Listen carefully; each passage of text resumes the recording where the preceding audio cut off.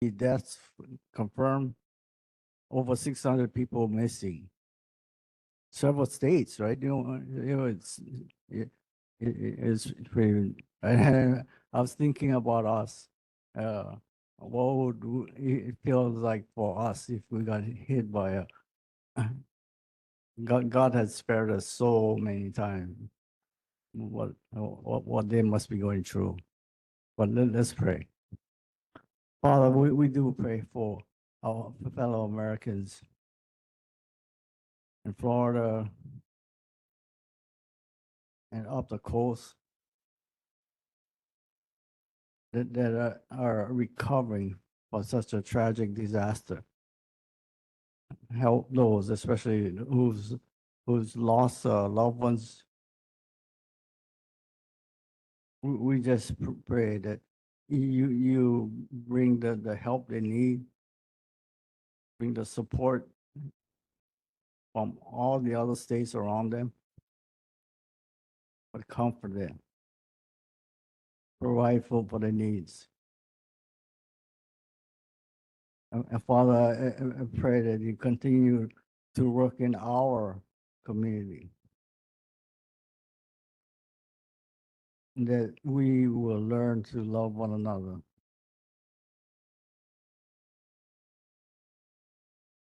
that we will not allow violence in our own hearts, and we will be aware of those that need our help. And I pray for our meeting as a community members that we will work together to make Waiʻanae great. Bless our meeting. For praise in Jesus' name. Amen. Just before we start, just some ground rules. So we do have a very tight schedule with the limited time we do have. So we will be enforcing time. So please, when we do call for time, if you're at the mic, please be respectful and let others talk or remove yourself from that time. Also, we have one position at large, and we're requesting for those who are out in our community area or present at this time to please come forward if you're interested in becoming a board member, to put your name in with Jeffrey with an ID showing your residence or a phone bill or a bill to show your residence in the Waiʻanae, Makaha, Makua area, Kaena. Okay, and then just want to do a quick roll call to make sure our representatives are here. If Jill Takuda is our representative here tonight. Okay, moving on to Governor Green's representative tonight. If Senator Cross Crab is here tonight. Cedric Gates, is he here tonight? Georgette, sorry, Georgette Nohea Stevens is here representing Cedric Gates. Thank you, Georgette. Darius Keela, is he here tonight? Okay, going back to Senator Crab, is Senator Crab or representative available? Okay, moving on. Let's start with city emergency and first responders reports, please. Yes, sir.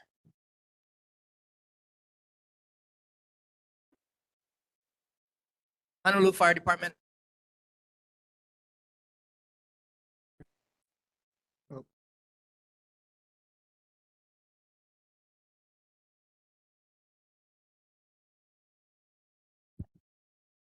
Okay, sorry.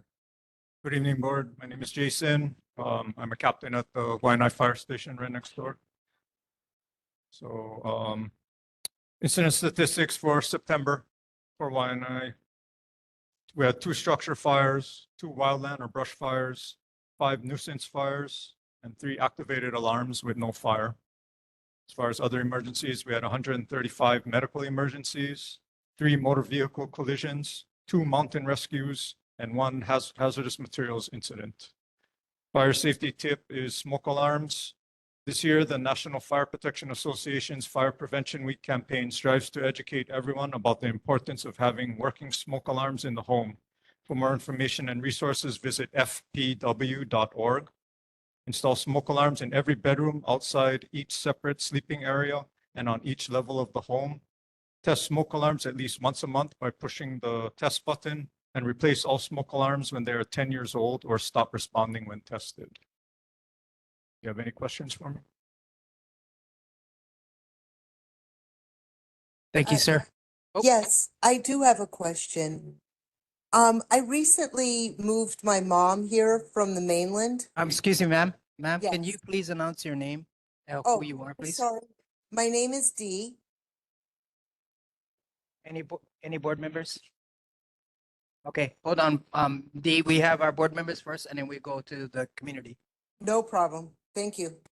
Mahalo, Chair.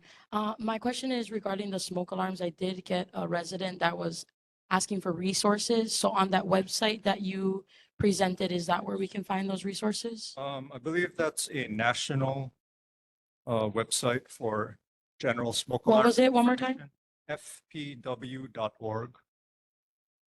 If you wanted specific information and help regarding smoke detectors here and you feel like you needed physical help, you could contact the Honolulu Fire Department's Community Relations Office, and then they'd be able to help you if you needed more than general information. Okay, mahalo, Captain.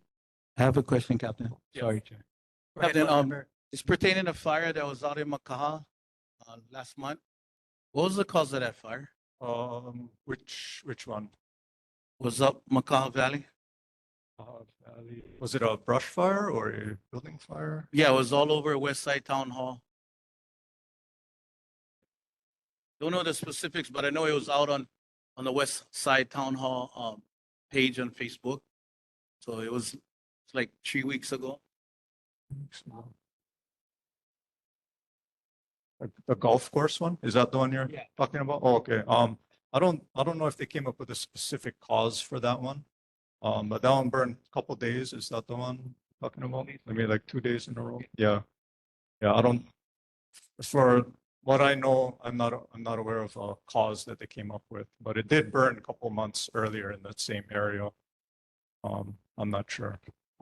Did you folks find any cause for that a couple months ago as well? Not to my knowledge, no. Okay. That would have been the investigators, and I'm not sure if they let us know what a cause was for that one. Thank you, Cap. Okay, thank you. Any other board members? No?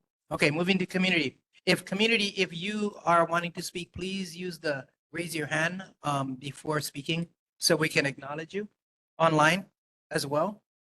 So we're going to back to committee member D. Please introduce yourself and go ahead and ask your question. Thank you.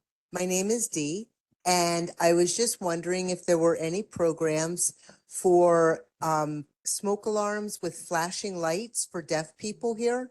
I just moved my mom over from Maryland, and they actually give deaf people free smoke alarms that have built-in lights, strobe lights, since they can't hear the siren. Do you know if there's anything like that here? I'm not sure specifically, but that would be something that could be directed to the Community Relations Office. They may have a program specifically for that, but at this time I'm not aware of it. Okay, thank you. Okay. Thank you. Any other questions out in the community? Okay. Moving on to Honolulu Police Department. Thank you. Thank you, HFD. Good evening, Chair, board members, members of the community. I'm Corporal Peggy with the Honolulu Police Department District 8 Community Precinct.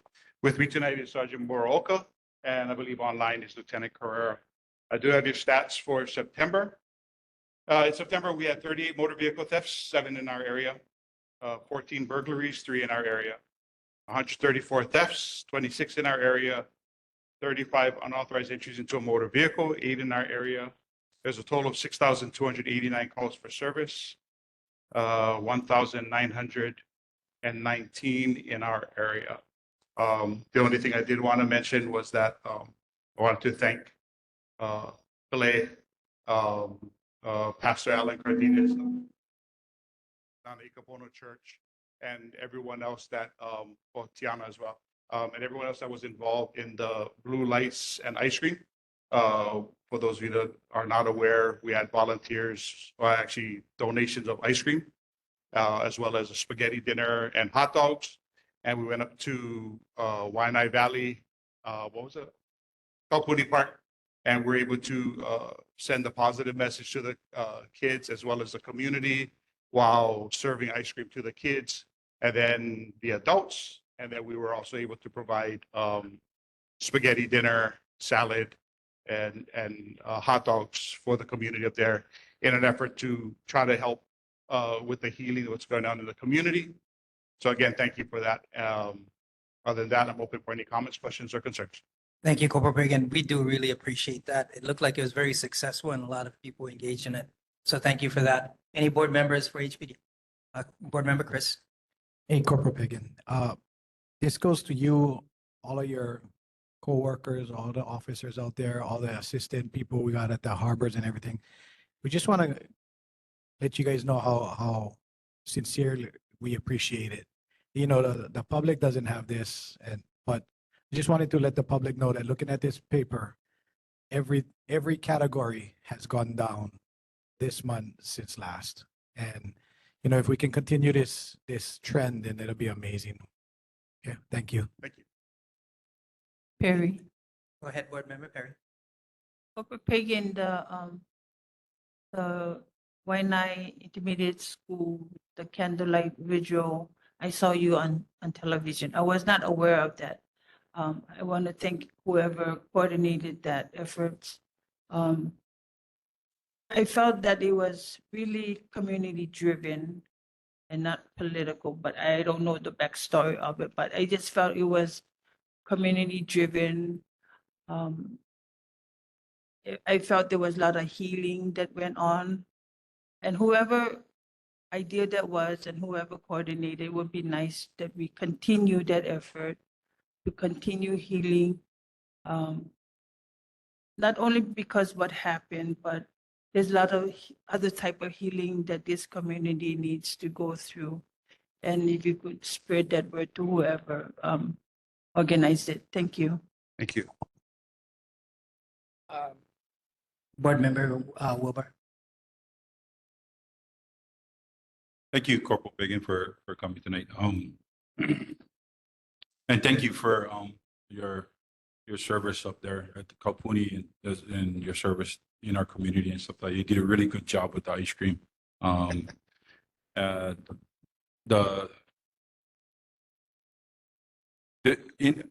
With events like that and stuff like that, I was just wondering is, you know, with your guys' leadership, with all that Major Beckley is doing with the community and stuff like that, and really trying to bring more positive stuff into our community because she's from our community and she knows, she feels the same pain and hurt that we all go through.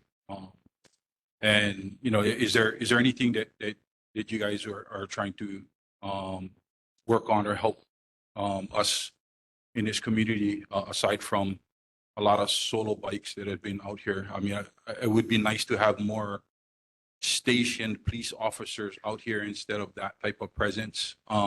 It is good. Don't get me wrong, it is good, but it almost seems like our community is being punished for some things that some individuals have done. And it just seems kind of unfair. But I was wondering if those resources or that kind of stuff could be put towards actually having extra police officers, beat officers out here that would really be an asset to our community.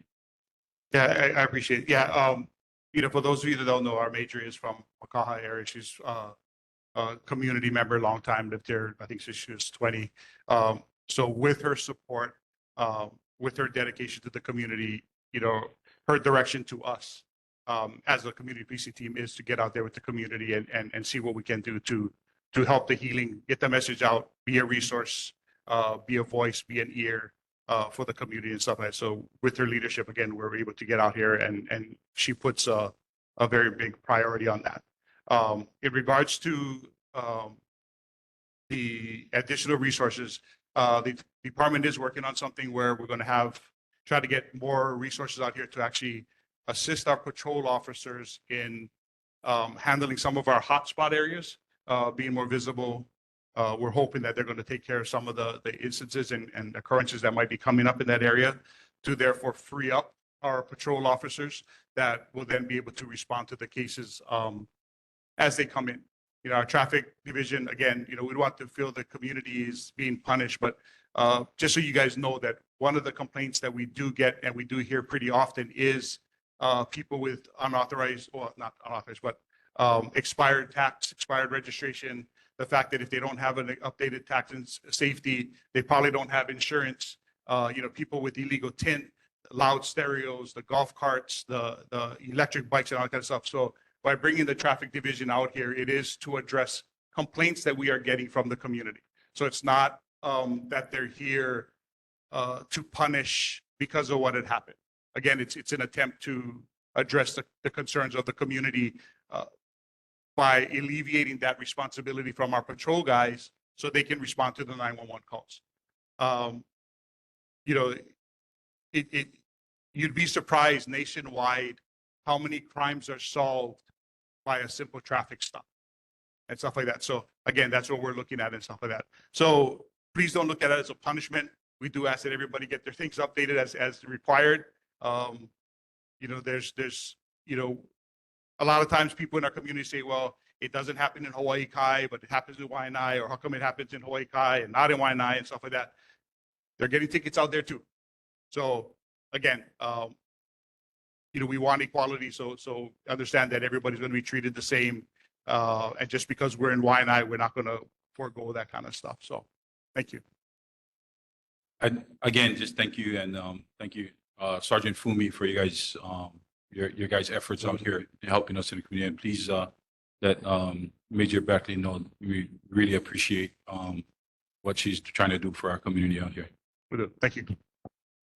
Board Member Chris. So I just kind of wanted to, Corporal Pagan, again, you guys are doing such a great job. And I just wanted to add on to that, how people feel that we punished out here.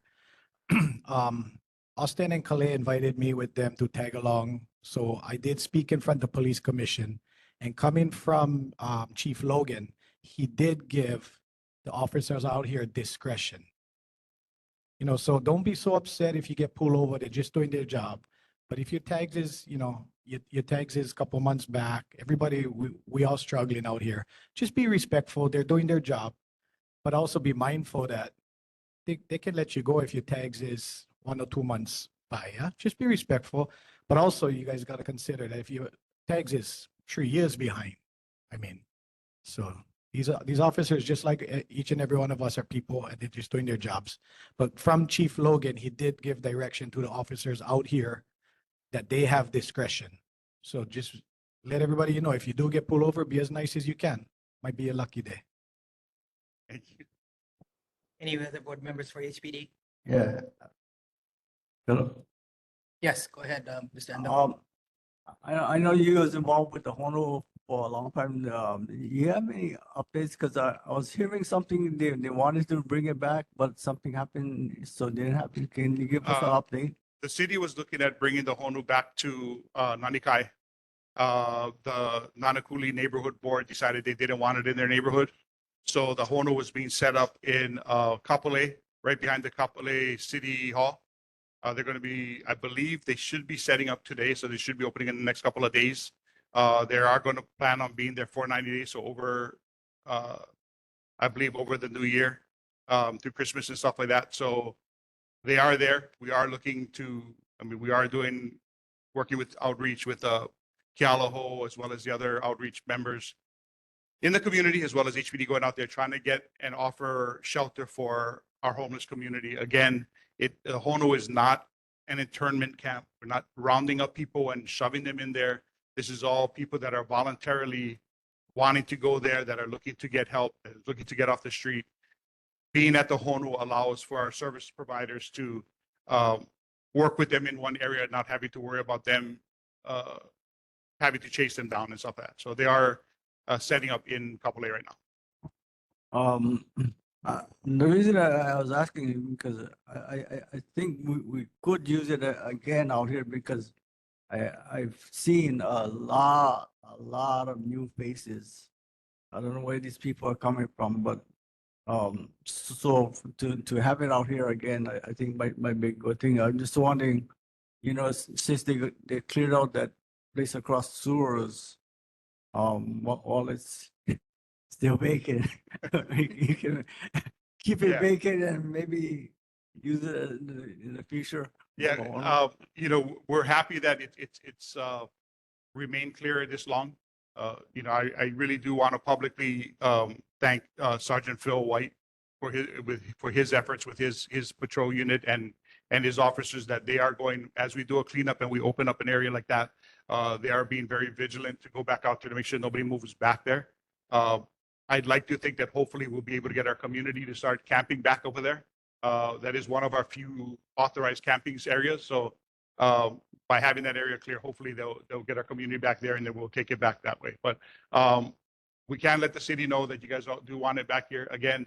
Even with the Kauhale, I remember last month we talked about the Kauhale and stuff like that. But one thing I did want to, I know we're running out of time and stuff like that, but one thing that I did want to mention to everyone, and just an understanding, is that by having the Kauhales as well as the Honu out here, it does help, because a lot of our homeless in this community don't want to go anywhere else. When they're out here and you offer them shelter, some of them, the ones that are willing to take shelter, when they find out they got to go to Sand Island or Kaka'ako, they don't want to go. They'd rather stay in their community.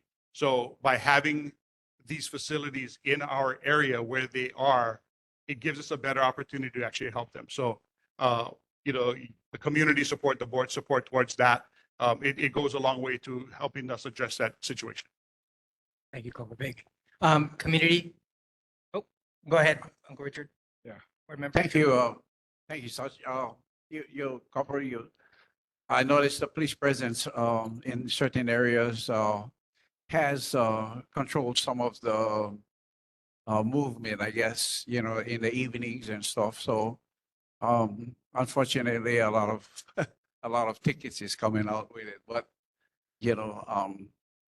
got to do what you got to do, and our community is plagued with a lot of delinquent registration as well as safety checks. So that's off to you guys. I just want to say that I've seen less of those electric bikes doing wheelies and stuff on the highways, and I assume that you guys are doing a great job by monitoring or just being out there to make them aware that they're not the wild west anymore. Thank you very much. We're hoping Appreciate that it. that's part of it, but the other part we're hoping is that they're getting the message about them being illegal. So Yes, thank you.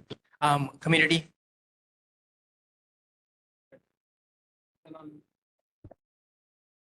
Oh, tricky at this thing.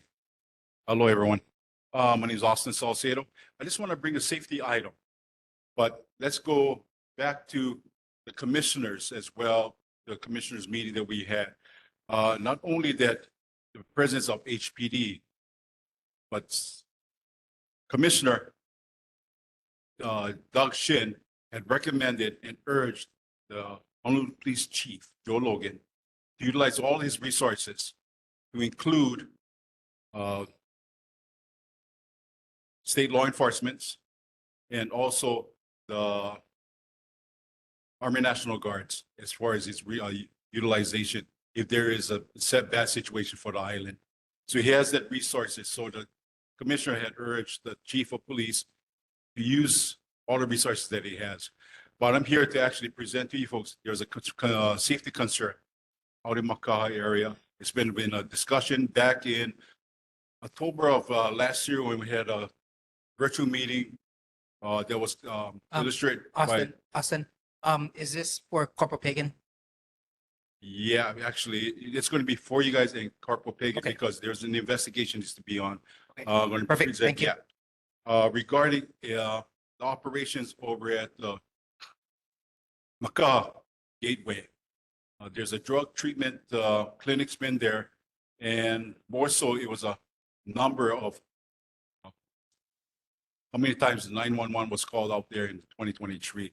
Over 750 times.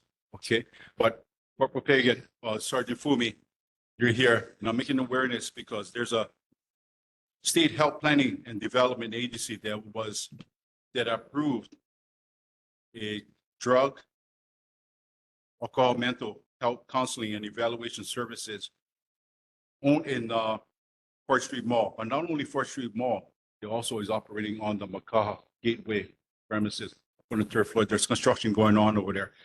But let's put emphasis on this. The operator, Phyllis Rooney, was accused of by the doctors she's partnership with for forgery.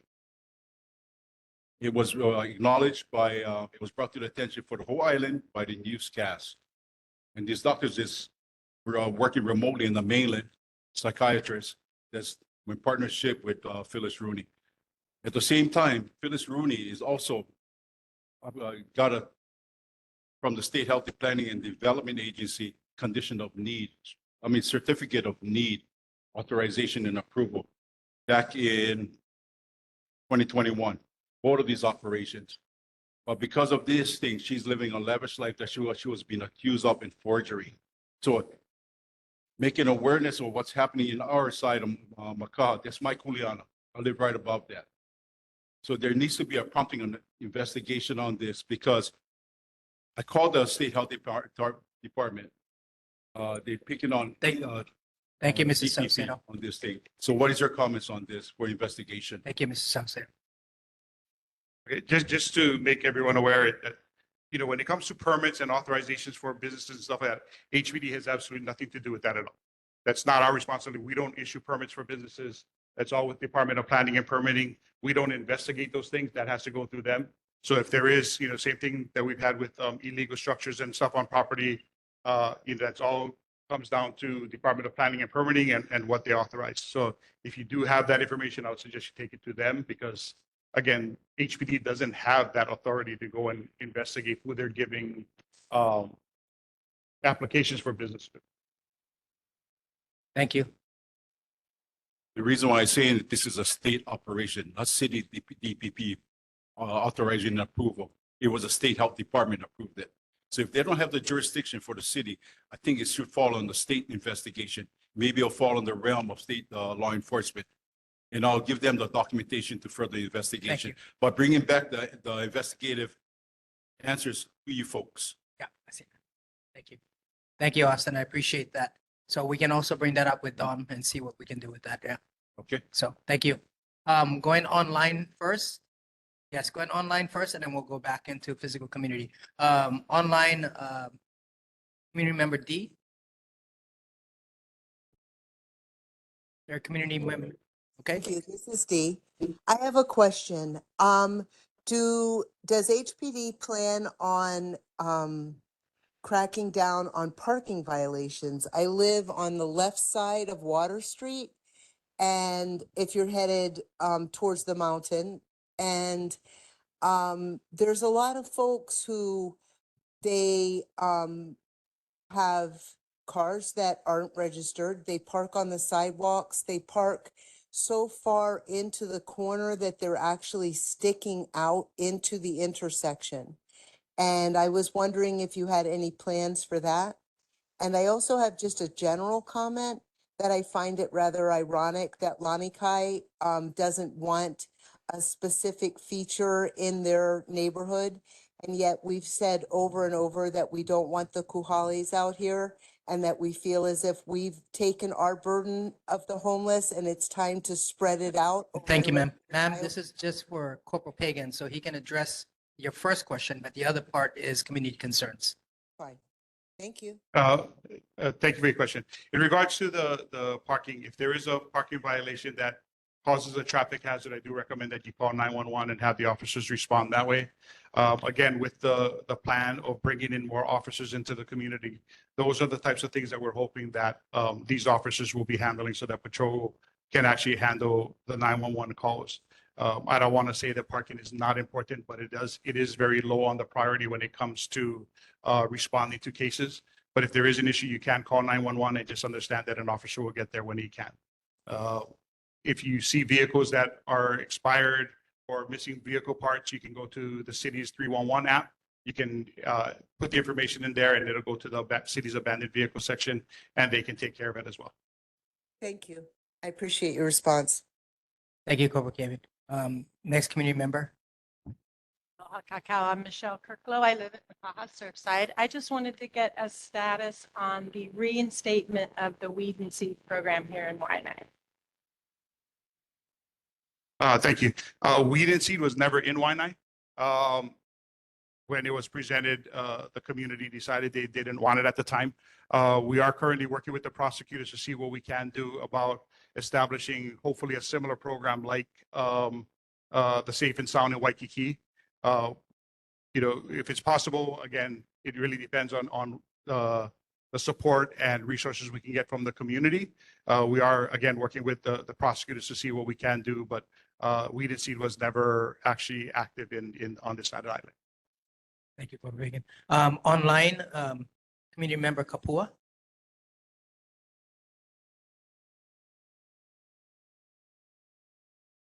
Community member Kapua.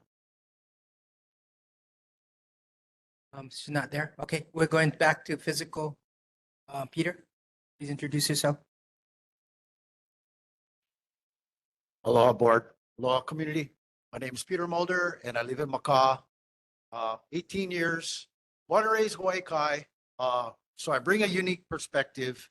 Hawaii Kai was a lot like Maka'a, like Waiʻanae. It was very community, very family oriented, and all the pig farms and all the farms were in Hawaii Kai. Now they're in Nanakuli, Hakimo. Okay, so just to get that out there. Okay, so I just want to say that we gotta, this is using John DeSoto's words, we gotta watch out what we wish for. We're asking for more police and more community input and resources, but we don't need to be hassled. We don't need to be fined and everything like that. I mean, like, living in Waiʻanae is rough to go to work. Okay. I spend 2 hours in one way to go to work, 2 hours to come home. Okay. If I sound angry, it's because I am. I'm sick of this crap. I got to speed a little bit. I got to cheat a little bit to get to work on time because I cannot get up at 3 every day. It's just driving me down. I cannot handle it anymore. You know what? I was sick and tired. I quit drinking because I was sick and tired of it. Now I'm sick and tired of all this fines, fees, and taxes and 2-hour drives. Okay, we need to figure out how we going. I understand what you're saying, Peter. How are we going to make the traffic flow? Peter, We could add a lane. I know, but that's right now. The It's middle for lane? HPD right now. Okay. So we can. So I will give you time. my concern Okay. is like we don't need to bring in cops to hassle us on the road. We need to fight crime. Thank you. Okay. Thank you, Peter. That was Yeah. that's your time on that one. Thank Okay. you. Well, Do just appreciate that. another thing I have to say, like we come up here, I come all the way over from work. I didn't even get to go home and eat and shower. Yes. Okay. And I only get 2 minutes, but you guys all talk as long as you like. And then everybody else who comes up to this mic, that's not community member gets to talk as long as they like. So we got to prioritize the community. Yes, Aloha. Yes, Peter. Thank you. I appreciate that. Going back to online to Dana. Can you remember Dana? Hi, this is Dana Newman. Just asking the question in regards to this this increase in police presence on the coast, especially those in Black identified kind of vehicles and motorcycle police. What is the actual cost to the city for this increase? And then how do we, how do we validate the cost in terms of how it's really helping the community in terms of, the challenges that are happening? You're saying that they have to respond to, they're allowed to respond to 911 calls now, those individuals that do patrol. But there's been this increase in a budget, which could be used to kind of increase programs through the Honolulu Police Department. What other monies are available to help increase police community engagement? Thank you. As far as the cost, I really couldn't tell you what the cost is to have them out here, but just so you know that those are officers that are normally working anyway. They're part of our traffic investigate, not traffic investigate, but our DUI task force as well as just our traffic division. What's happening is they're just being redirected into our area for visibility, for enforcement and stuff like that. So it's not necessarily an increase just because they're here. They're working anyway. They're just being redirected in the areas that they're working. In regards to your question with the monies for police programs, HPD has a lot of programs. The communities have different programs.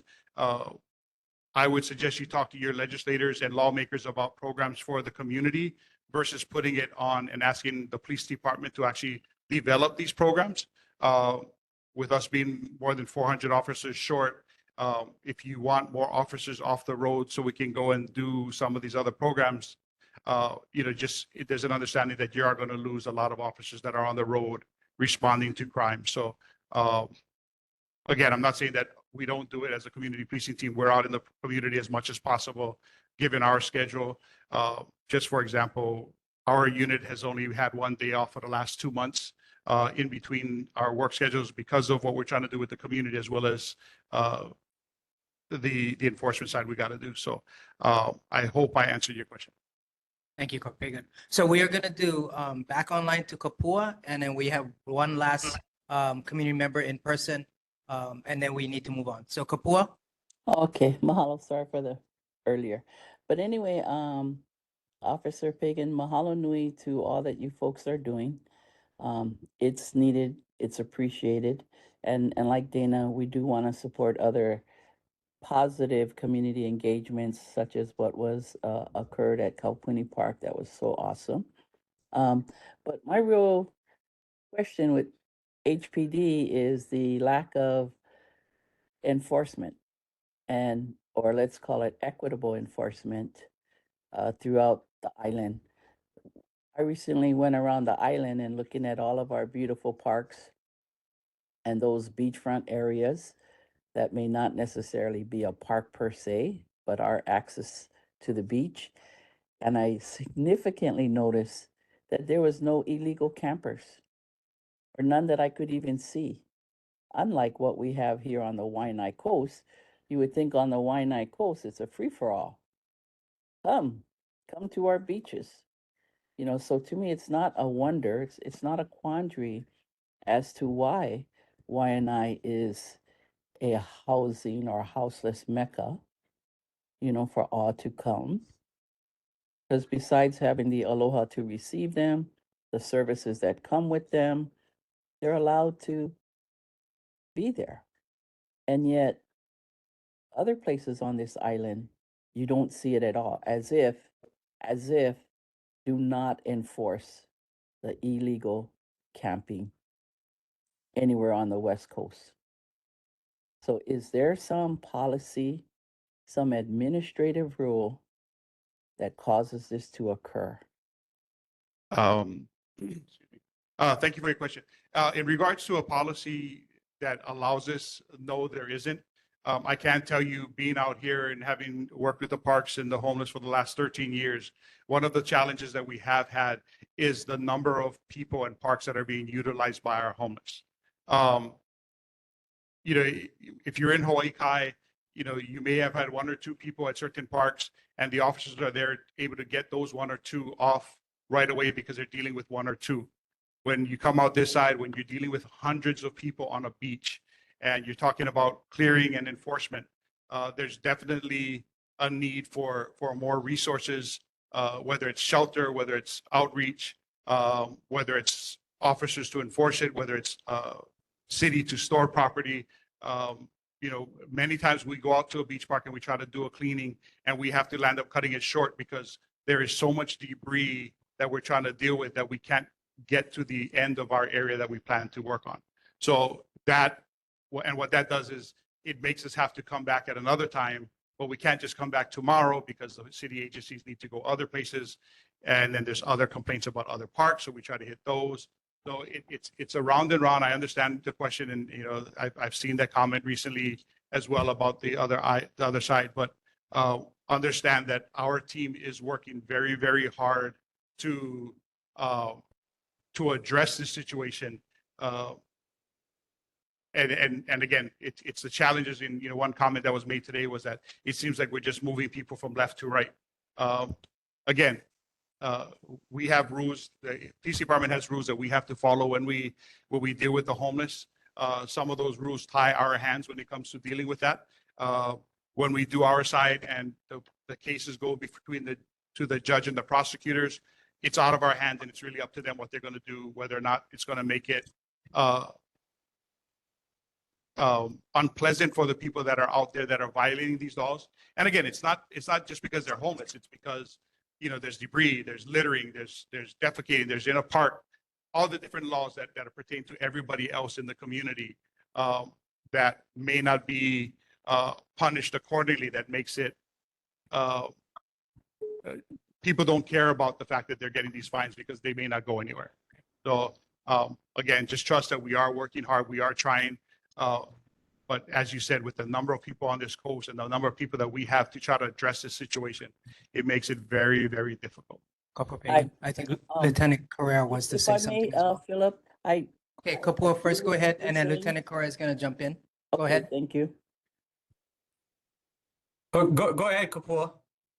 Okay, I can agree with what you're saying, and you Waiʻanae folks are doing a good job. But what happens is when you clear a beach, as soon as they come right back to it. So to me, the thing is, just like how that's done on the other public areas, don't let it recur. Thanks, Kapua. Yeah, So we have to move on, Kapua. Thank you. Yes. Lieutenant uh-huh. Correa. So just to expand on what Corporal Pagan was talking about, I think part of the problem is, when he's talking about the volume, if you actually talk to a lot of the homeless over here and stuff like that, they're actually either from this community or they have family members in the community. So they choose to stay in this community. They don't want to go to town. They don't, like I've talked to a pile of them down here when we do the enforcement. I don't do it as much as Corporal Pagan or Sergeant Murioka, but they actually either have family here or they lived here at some point and they want to remain here. And that's kind of why there's that large concentration on the west side, is because they have that tie-in and that's where they want to be. They're not from Hawaii Kai, they're not from Kailua, and so you don't see that volume. The other thing I wanted to talk about just real quick, I know the big thing, the common theme about the traffic stops and solo bike and the tickets and stuff like that. I just wanted to just really, it was touched upon, but a lot of crimes occur with vehicles. Vehicles are vessels. They use them to commit crimes. They use them for burglaries. They steal vehicles. They commit robberies. Typically, they'll commit other crimes with vehicles that have fraudulent plates, illegal tint. They transport firearms with vehicles. And so I know a lot of people are harping on the traffic enforcement, but what Corporal Pagan mentioned holds true in that simple traffic stops can lead to prevention of a lot of crimes. You can traffic stop somebody who possibly was going to go burg a house, and you take their vehicle away, you tow their vehicle for expired tags or for fraud plates, and now that burglary has been prevented. You're not going to see that stats, but that's how it all ties in. Auto thefts, stolen vehicles with a lot of these discrepancies that we're mentioning with the tint and fraud plates and speeding and all this stuff. A lot of that is tied into higher level crimes. Yeah. People who have guns, people who commit robberies, the game rooms, the vehicles that come and go from the game rooms. There is a huge number of stolen vehicles or vehicles with violations coming and going to game rooms. And that's all tied into drugs, crime, guns, violence. So you have to keep in mind the larger picture. I know everybody, when you get that ticket, you're upset. You guys are all working hard. You're tired. You have that long commute. But you also have to see the other side where, that traffic enforcement does help prevent other crimes. Yes, and it's it not does. something Thank you can see. It's not something you can see. Yeah. Thank you, Lieutenant Correa. So because due to time, we only have one more person in our community to ask a question, and that's Ms. Clay. And then if you still have concerns to bring up you can bring it up to community concerns. Okay, just because of time. Aloha, Kalei Salcedo. I just want to thank HPD for doing the best they can. We had gone to the commissioners. Everybody in Waiʻanae was saying, we don't want enough, we don't want enough this, we don't want enough that. We went there. Now they get that little extra help. There's rumors going around that we gotta be careful. It's gonna be a martial law. Martial law do not just come in. They cannot overrun HPD. They have to work in collaboration in how they're gonna go and deter the bad behaviors. Okay? So that's what I want everybody to know. It's not gonna be no martial law. So rumors going around, Department of Transportation, Department of Defense coming in with your martial law. Hello, we're on one island. It's not gonna get a martial law. I just wanted to let you guys know. These guys is doing so much. The commissioner made the call, bring extra.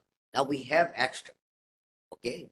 If you guys don't have your folks, you guys speeding or something like that, don't have your insurance, explain. If you're out on hard times, explain.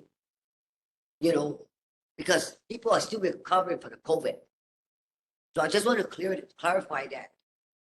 There's no martial law. So whoever putting that out, kuli waha. Thank you. Thank you, Ms. Kalei. Thank you, HPD. Thank you, Corporal Pagan. Moving on to ocean safety. Anyone from ocean safety available? Okay, so no one from ocean safety. So we're gonna go ahead with community concerns. So let's start off with the community first, and then I have the presenters that will be right after that. Okay, go ahead. Introduce yourself. Honey, where's that officer that was just talking? Lieutenant Carrera. Lieutenant. So he's talking about Yeah. cars, vessels, the game rooms, mopeds. We know where all the drug houses, game rooms in our neighborhood. We tell our kids don't go there. Why don't we put the police officers in front of those game rooms and the houses and tag all those cars going in, all those mopeds, all those bikes? Right? We tell our kids, don't go to that house. And we call the cops. Why? To go to that house and stop problems. Right? Like Kurt Favela did, exactly. But I don't see the police there at those houses because I see the drug houses, the business is flowing. If you guys just put those police in front of those houses, you're not going to like do business over there. Right? Who like go to a compromised place? Put your police officers in front of those drug houses. Maybe that's where the gun's coming from. Put them there. Leave the lights on. So the game rooms, you know, you. Go ahead. So Thank the, you, sir. so, Go ahead, so the Lieutenant. game, okay. So the game rooms are normally handled by our undercover units and our narcotics, vice and morals detail. They usually handle those. That's not necessarily a patrol. That's kind of above patrol's level. They don't investigate. It requires a whole another level of training and resources, and it is on their radar, but that's not something that patrol can investigate. In terms of posting outside the game room, they have to be careful because these game rooms, a lot of times they're under surveillance or under investigation. And, you know, sometimes there's a, you know, what we call like deconflicting, you know, that we don't want to, you know, if they're doing a federal investigation, a lot of times if the officers are unaware of what's going on, you know, they have to deconflict. I Thank can you, tell Lieutenant you that Thank with you. all Thank of you. this. This is our community okay, side. okay. So they just got to bring up the community concerns. Thank you. I appreciate Put you your trying to explain binoculars that. out. They come out, follow them, give them a ticket. Thank you, sir. Appreciate that. Next community member. Hello, Austin Salcedo again. Before I start my 2 minutes, is there a representative from Andrew Tupolo's office? I beg your pardon. Is There is, yes, Tapeni Kika is from Tupolo's office. She is online. Great. Okay, last month, Nautical Neighborhood Board, they introduced a resolution regarding the inequitable amount we have on the Senate District 22 of Hollies. Basically, it's group living housing. Simple. Right. That's what it is. So the resolution was created by Nautical Neighborhood Board resolution and adopted unanimously. So I was hoping the thing trickled over to the Waiʻanae Neighborhood Board. Was this Senate District 22? So It has to be, and I'll bring a copy to our, Jeffrey Jones over here, Senate resolution. So yes, I Okay. did, I did And, bring up that It resolution. had banked off basically from SR 30 of last year, okay? Inequitable measurement of group living housing on the island. Senator Crab, thank you for resurrecting the discussion about October of last year with Jill Takuda, the virtual meeting. But I request that you and our city councilwoman, Andrew Tupola, create some type of town hall meeting as soon as possible because of the violence that's happening on our island, this side of the Senate District 22. So you name it. And also if something goes bad, it banks off against our DPP, where this is all state operations that's happening on this side of the island. Okay. As what I brought the issues up to HPD. That's one of the factors as well too. So please create a town hall meeting, you and our city councilwoman Tupola, as soon as possible. Can you guys do it within a week? Thank you, Mr. Salcedo. I appreciate that. Senator Crab, maybe you can work with him offline. Thank you. Aloha, Blessing Star, Dela Cruz. I brought this up with Board of Water Supply, and I requested for them to have some kind of program for the seniors and people that are not able to pay their water bill and to help them pay their water bill. So perhaps I was wondering this time, perhaps for those people that cannot pay for safety and registration, that would, the legislative or somewhere in city and county help and create a program for those people that can't? And does anyone can answer that? Can you? And Like- I'm actually on one of the boards, and I can definitely tell you they're working things out right now. Okay.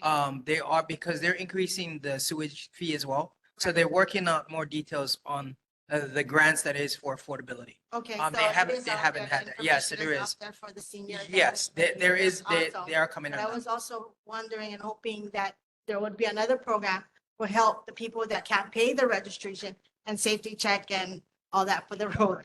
I'm just wishful. Yeah, I'm that's hoping. true. You can bring that up with Don, city council, or the city councils, since they Correct. actually Yeah. handle Okay, those ones. then one last thing, with the narco and HPD and whatnot, how long does it take for the narcos to actually really get their investigation going?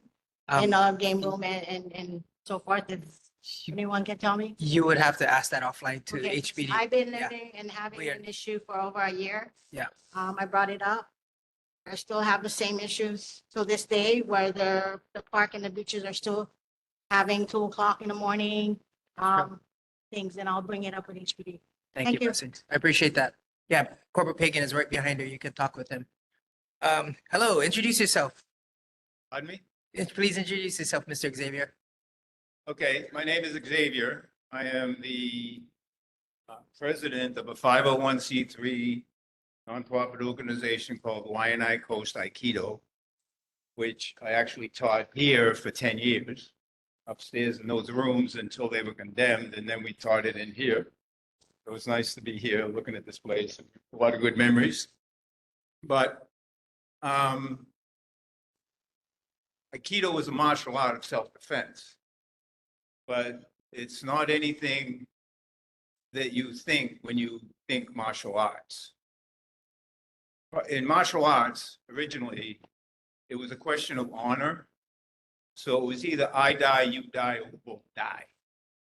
The martial art of Aikido was invented to break that cycle and actually bring a moral code to martial arts. But the win-win outcome is what they're after.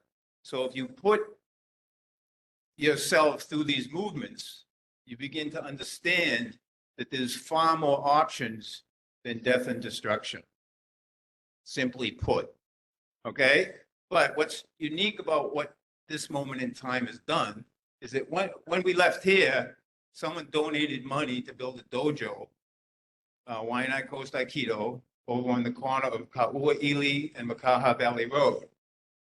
And the unique thing that has just occurred, which I've never heard happen before, is that the Campbell Foundation has now agreed to fund a program for children for 3 years called the No Bully Me program.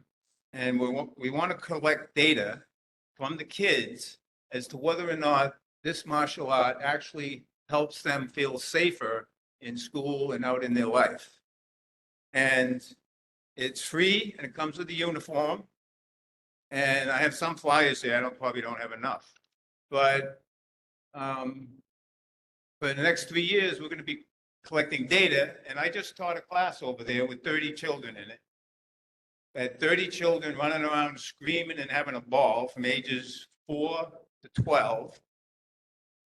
Not one of them ran into each other or got hurt. Thank you, Mr. Xavier. Mr. Xavier, sorry. But I have if- these flyers. You can stay if back anyone there. is interested. You can stay back there, and if anyone's interested, please talk to Mr. Xavier. He is a great teacher. My grandkids went to his dojo as well. So please, next, let me go online first, and then we'll go back to the community in person. Come up to the mic though, and just be prepared. Okay, going online to community member D. Please introduce yourself. Aloha, my name is Dee. I have two questions. The first is there's a house that burnt down over a year ago.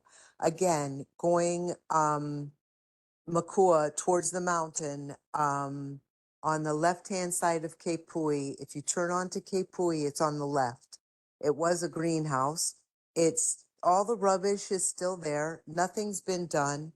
I'm sure that there are fumes and stuff. I was wondering if anything was being done about that or if anybody knew anything. And my second question is, are the rooms upstairs at the gym still condemned? And if they are there any plans to renovate?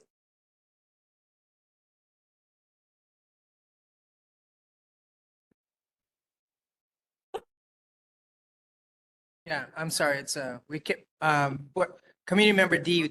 We can't answer those questions. But you can bring it up to city at a later time. Didn't I hear from a previous meeting that if there was a property we were concerned about in our neighborhood, that we were supposed to bring it up at the meeting? Ma'am, Am I- this is community concerns, but during community concerns, there is it's not Q&A. So if there's a specific department that you're looking at, that you can present the Q&A to. But other than that, during the community concerns is just to address concerns. You know what I mean? And we document it, and then whoever's department that is who sees it can pick up on it. But during this time, there's no Q&A. I apologize. Ma'am, Renee, can we move to Miss? Okay, so we're gonna do her first, and then we're gonna. Okay, so thank you. So we're moving on to.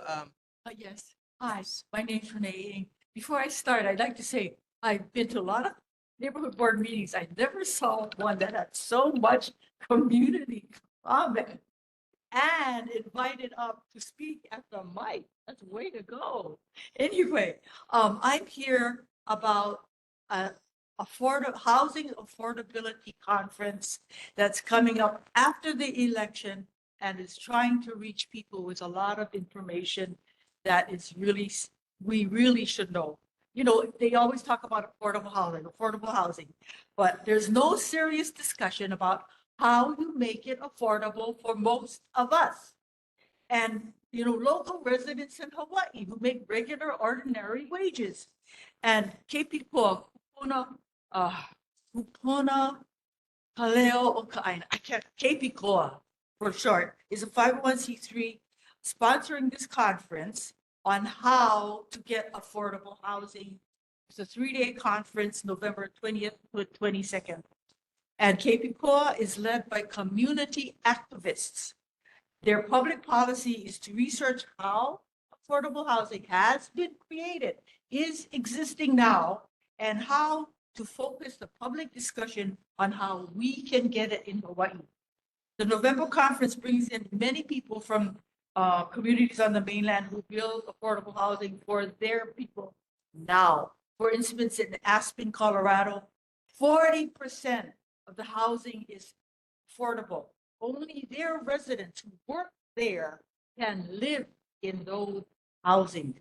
And the rest of it, you know, the haimaka, I mean, the guys who go skiing, right? And nobody can afford those except them. So the conference is about how they do it, how they finance it, how the government structure supports it.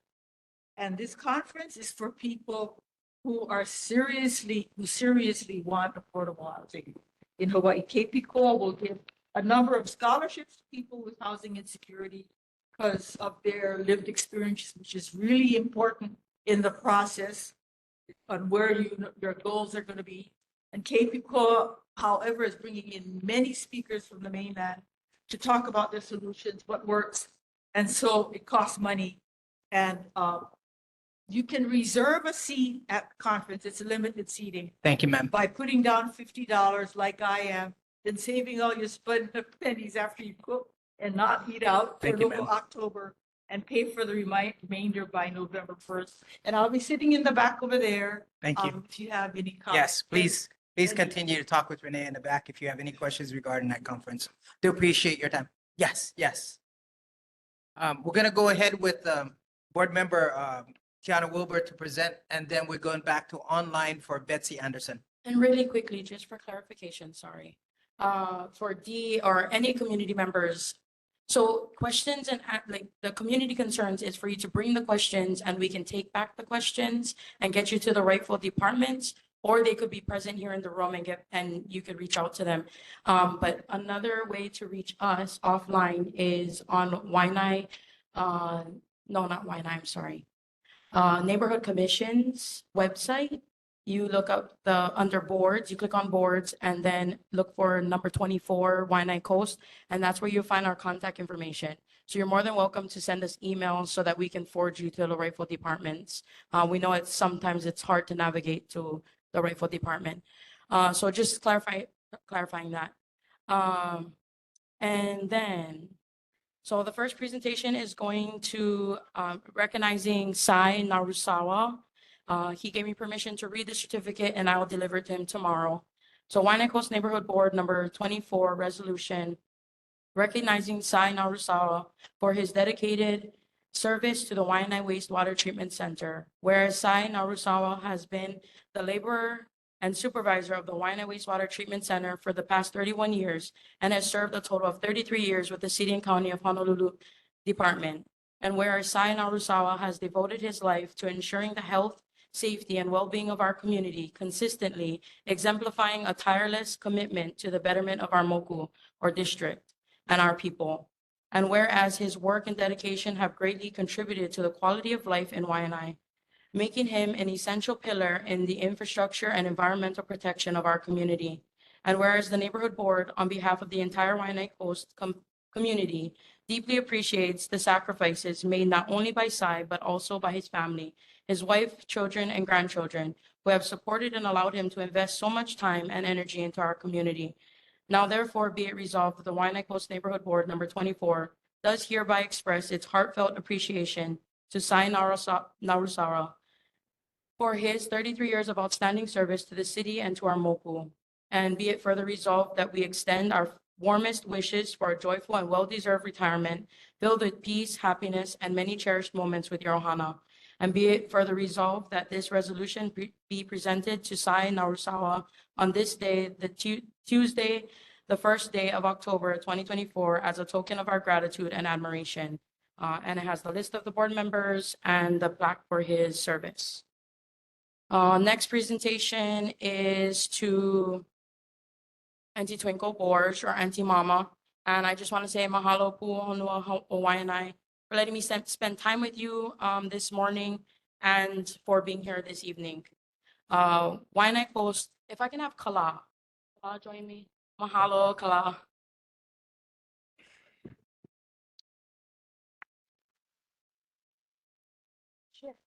He actually wants to call up the leaders. So this is our leaders of the village of Pu'onua Waiʻanae, the 7 of us leaders that runs the village ever since her passing. Let me answer.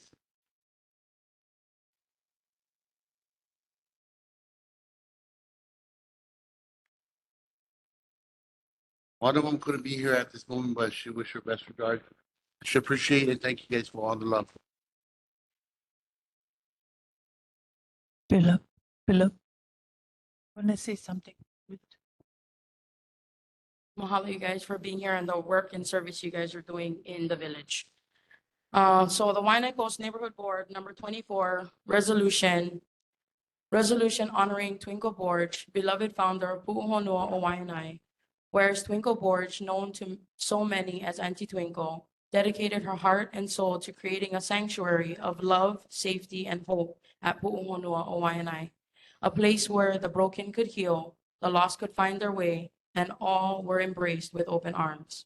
And whereas through her endless compassion and generosity, Auntie Twinkle became the very heartbeat of her community, offering not just shelter, but the gift of belonging, ensuring that no one was left behind or forgotten. And whereas her every action reflected a profound sense of ohana, one where love was unconditional, and the aloha spirit flowed through every interaction, lifting the weary, empowering the disheartened, and inspiring all of us to be better, to care deeper and love harder. And whereas Auntie Twinkle's presence was a source of light and comfort, radiating a warmth that drew people in, helping them see beyond their struggles to the strength within themselves, and reminding us that we are stronger together. And whereas her legacy of kindness, resilience, and unwavering commitment to the people of Waiʻanae will never fade, but will live on in the lives she touched, the heart she healed, and the many hands she held through times of difficulty and triumph. And whereas Auntie Twinkle may no longer walk among us, her spirit will forever be felt, echoing in the laughter of children she cherished, in the resilience of families she supported, and in the unity of a community she helped to build with love, faith, and tireless dedication. Now therefore be it resolved that the Waiʻanae Coast Neighborhood Board number 24, on this day, Tuesday, the 1st of October, 2024, with deep emotion and profound respect, recognizes and celebrates the life of Auntie Twinkle Borge, her love for her people, her selfless service, and her boundless aloha will remain a guiding light for us all. And while her absence leaves a void, her spirit will live on, uniting and uplifting us for generations to come. Auntie Twinkle will be deeply missed, but never forgotten, for she has become a part of all of us. Mahalo. Thank you. Hold on. Board Member Perry wants to add on to that, please. Thank you all for coming. This is to be presented to James, but I was not aware that you will be attending here tonight. So I would like to share this with you as well. Onipa'a, Pu'uhono o Waiʻanae. Jessica Terrell, reporter of Civil Beat, called her the Mother Teresa of Hawaii. Pu'uhono o Waiʻanae community called her Auntie Twinkles. An advocate for families who domicile at the small boat harbor overlooking the twinkling diamonds of the Pacific Ocean. The majestic Yahweh trees overshadowed and protected the custom designed living dwellings from the beaming sun rays and light scattered showers. A tireless advocate, humanitarian, and visionary for her community of over 200 human beings, created a plan to be built maka for her families. A native Hawaiian model of kahalis scattered nearby each other to form a circular shape of ohana. A non-judgmental person, Auntie Twinkle saw people at the deepest core that you matter, your potentials, your value, and never giving up on you. The opening of her celebration of life began with the departure of the crew of the Hokulea, scattering of flowers when the pink flag flying overhead, guiding the famous foraging canoe out to sea from Ma'alai Bay. The celebration continued days later with many and the lowering of the flag, half-staff in Auntie Twinkle's honor. The lowering of the flag commemorates U.S. presidents and dignitaries. Auntie Twinkle, although your life with us was only 54 years, your strength, your love, your presence, and your caring heart, your leadership was deeply felt and will be remembered. The Pu'uhono o Waiʻanae community and supporters will be at James Pekeli's side that you appointed to be our next leader and project manager. A lumber one lumber, one nail, one person at a time to complete your vision for us. It is now our kuleana to complete your vision. We will rise up because you and only you were the only person who believed in me and in us. Onipa'a Pu'uhunu o Waiʻanae, authored by Johnny L. Perry. Thank you. Thank you. Thank you, Board Member Craig. Okay, while we, can we get Betsy from, online community? And then, community member D, if you can check the messages, Tupola's office is reaching out to you to answer those questions, the community questions that you have. Betsy, go ahead. Jeffrey, do you have her, PowerPoints? Okay, Betsy, hold on. Mahalo, aloha everyone, and I'm actually joined today by my colleague Amy Hoke as well, who will be kicking off our brief update for you.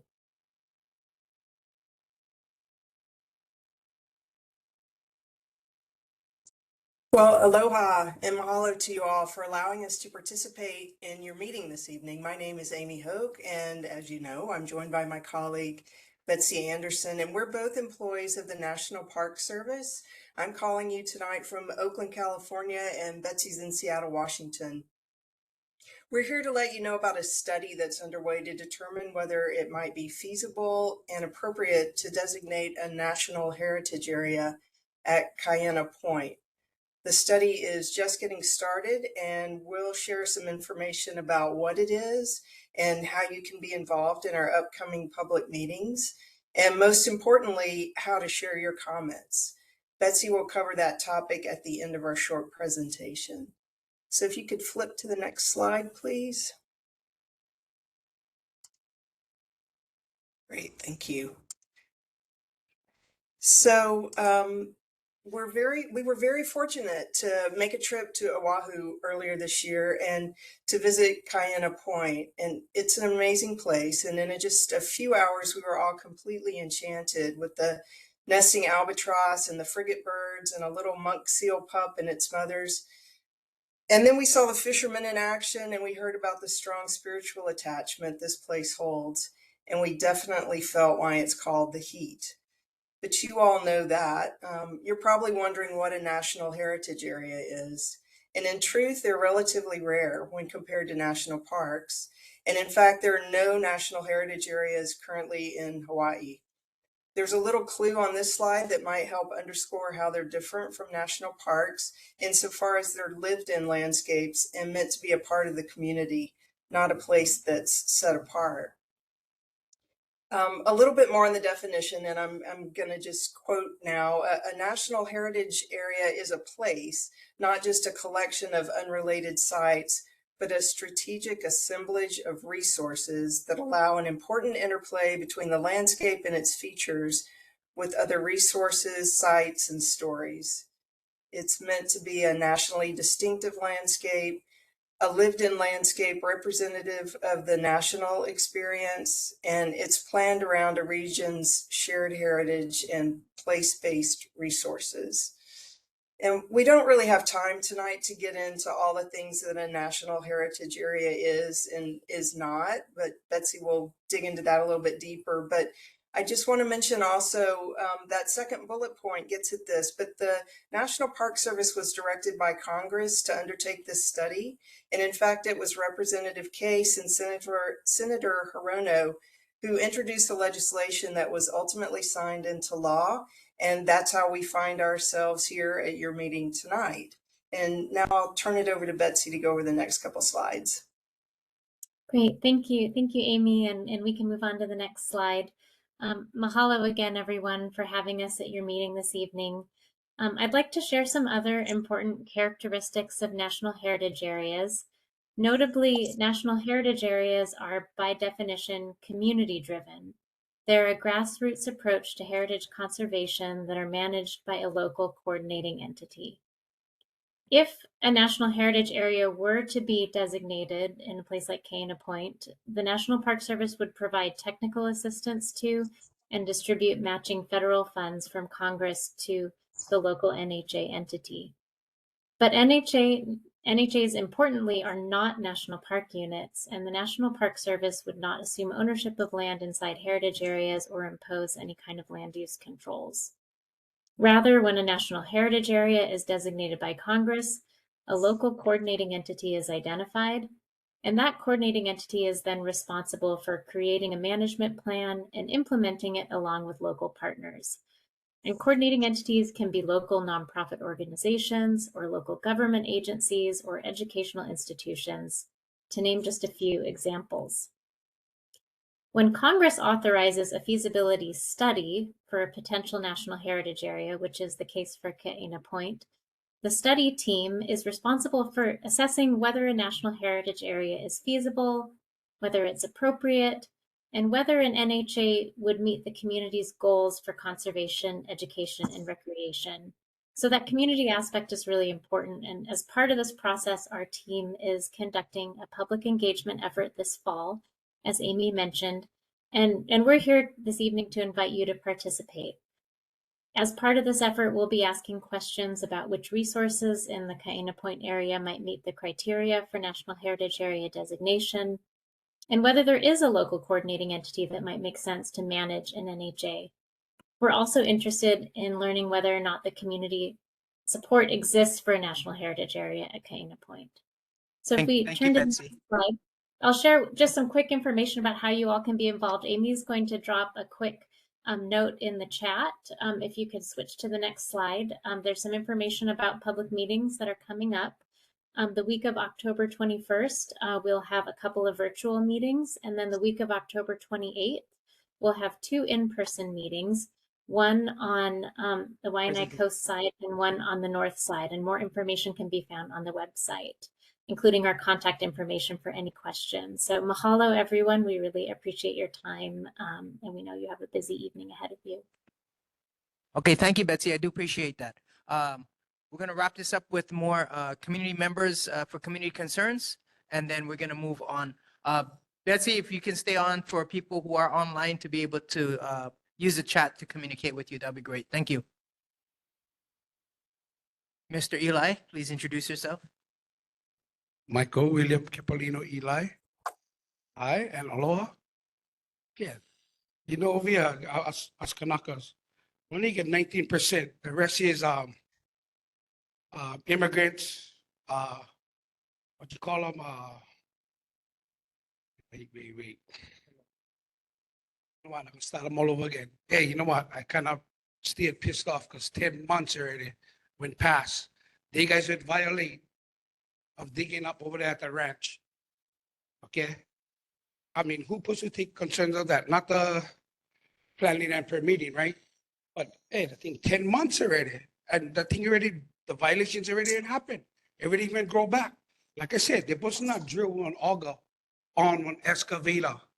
They're supposed to do them like how Eric can pound them in and then make the fence.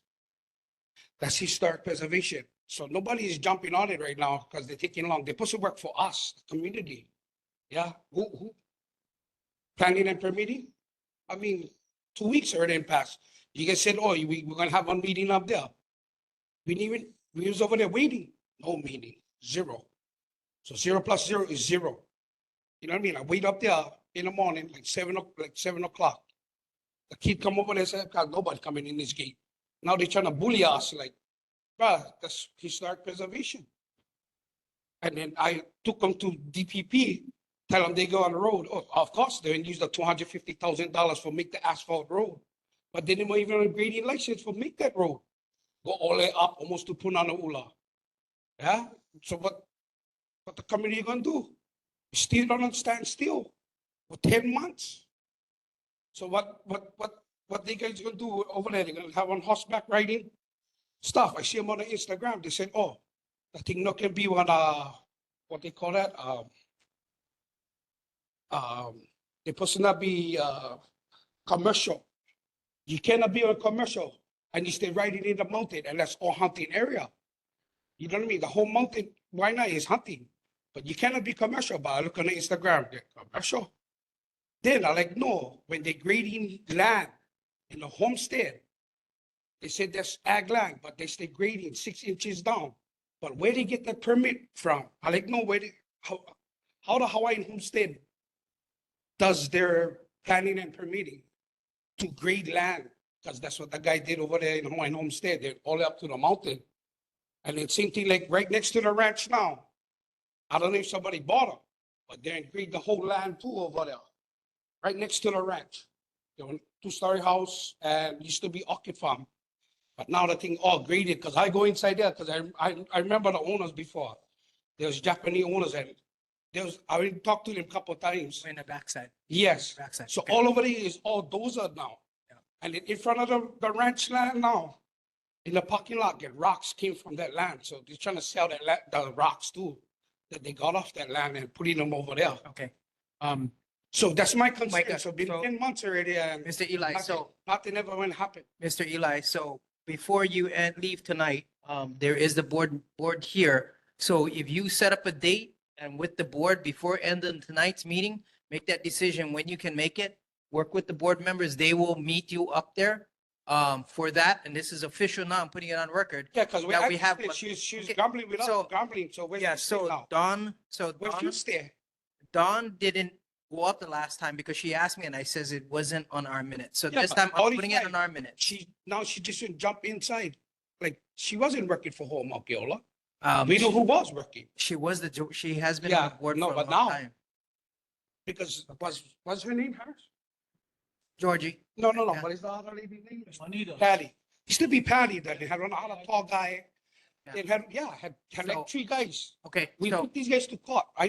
we have to move on, but definitely make your date tonight. It's official. Whoever can go up with Mr. Eli to that property he's talking about with Dawn and or city, I'll make sure I reach out to them to make sure that date is. And then kept as get well. one more thing, the water supply, maintenance road, the Jeep road.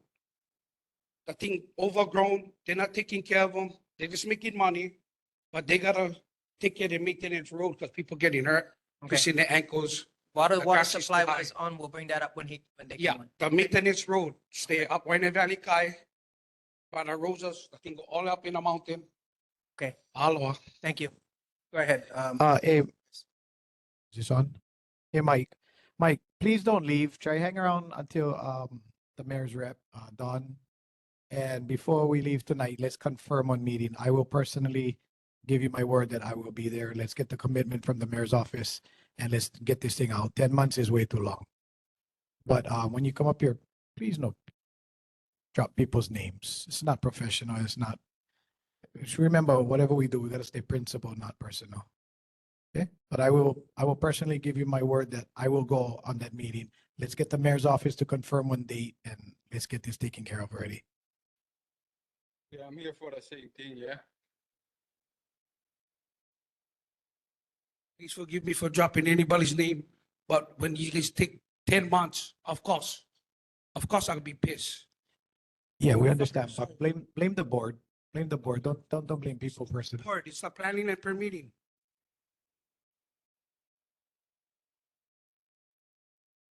To our community. My name is His Royal Highness Harris Malahia Fuller Jr. And I have concerns about that place too because it's all historical preservation and get a lot of historical sites and a lot of violations. There's my family's here, all Darrow Patch, but nobody cares. And that's our Kuleana. So I really want Omaokiola and Kala Farms and whoever that raising horses over there and whoever else out because they don't belong there. Period. So I'm gonna share with you guys tonight why, yeah. So this is my community concern.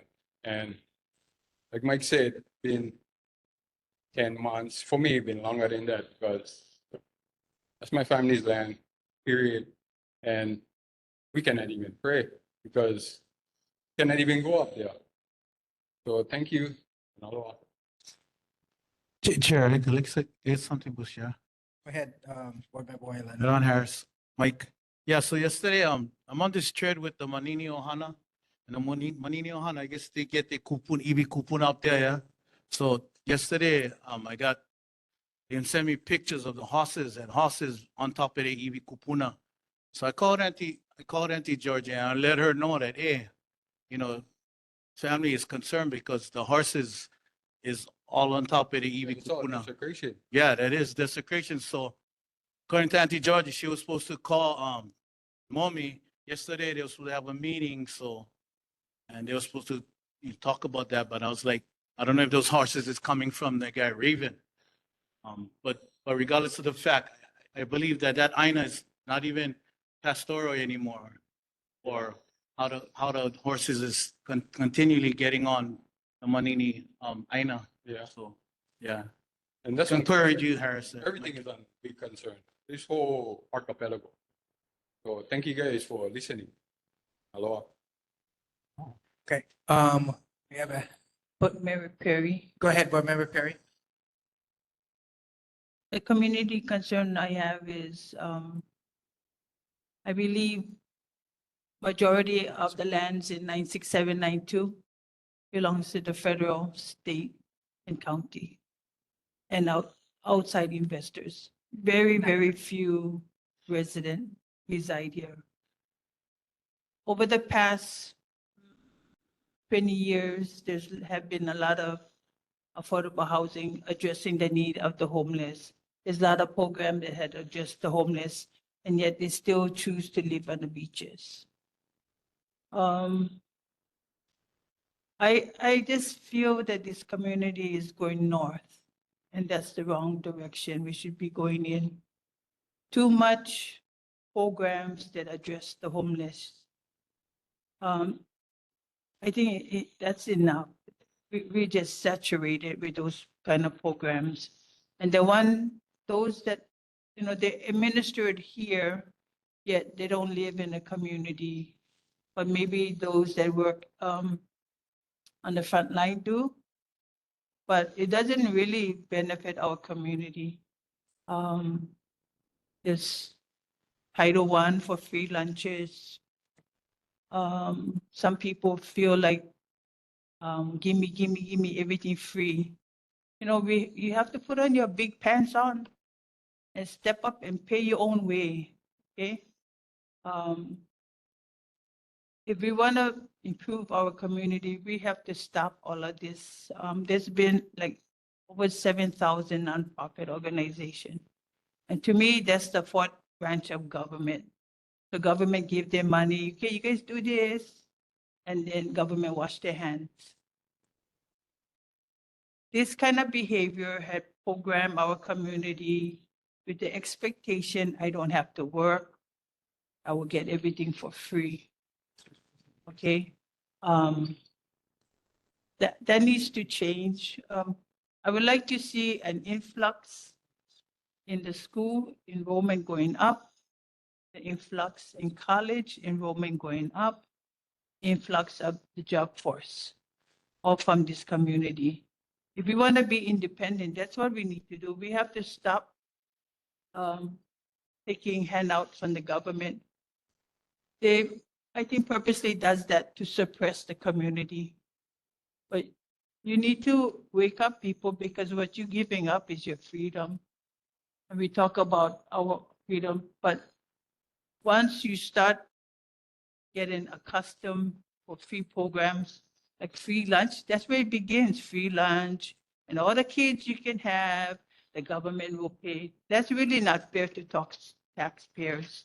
That's not being responsible parents. Thank you, Johnny May. You need to Appreciate step that. up to the plate. Thank you. Thank you, Johnny May. Okay, so we are going to go ahead with, Mayor's Rep is going to speak now. Mayor's Rep, sorry, Don, I appreciate that. Hi, thank you. I just wanted to address Mr. Eli's concerns.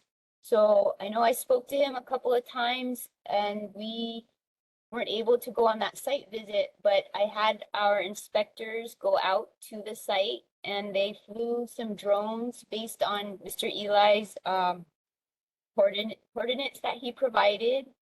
And what they found was that there wasn't any illegal or visible illegal grading in the vicinity, but there was paving of the Board of Water Supply Service Road, and that would not require permits from DPP. So that is what we found initially with our drone investigation, but certainly we are willing to come out at a scheduled time to see what else might be going on. As far as the historical cultural issues, that is definitely state DLNR jurisdiction. So it would be good if they came out as well. But that's what I have to report today on that issue. Thank you, Don. Okay, Chair, can I talk to Don? real quick, Waiʻanae, we gotta move on. Hey, Don, so this is also about up that Aina where the Manini Ohana is. So I got pictures of the horses on top of the Aina where the Iwi Kupuna is Kanu. So that's another issue that's been going on up there too with the horses. To my knowledge, there was pasture, but it's not anymore. It's ag land. So those horses shouldn't even be there. So that's another issue that's been going on up there, Don. Okay, yeah, I mean, ag land, horses should be allowed by right, but No, but if not, they're- but those horses been going and desecrating on the Manini Ohana Aina, which is totally different from Ho'omaukeola and Ka'ala. So that's an issue that the family members, the linear descendants of Manini are very concerned on. And I got the pictures yesterday with those horses, and those horses all malnutritious, they're all female horses. So, yeah, so that's an issue to the family, and they've been struggling with that for years. Okay, so we will schedule a meeting, like I said before tonight, and then Don will get back with you confirming that time. So I Okay. apologize for that. Okay, we are going to do a quick for individuals who want to be on the board, please come forward and introduce yourself and why you want to be on the board. We have to move on from community issues. I apologize, I can't continue with community issues right now. So please introduce yourself. If you want to be on the board, please introduce yourself. And we'll present your ID and stuff to Jeff so we can move on. Yeah, okay, so just introduce yourself, and then we're not going to do any Q&As. Just introduce yourself, and then we'll move on to our presentations. Perfect. Check, check. I'm Shelby Bernard Pikachu, and I definitely do not want to be on the board at all. I do want to address human trafficking, drug smuggling. There's 6 issues already confirmed with Christine Everett from Project Nehemiah. One's above her now is with Russians running a gambling house. I just came from the day, talked to Alchemist Smoke Shop. He couldn't confirm, didn't say anything. He said, you going to talk story? I already told Pagan, already told everybody. We're talking to Lambert and Chipola. You want to talk story? Let's go. I do not want to be in this board. Thank you. Next.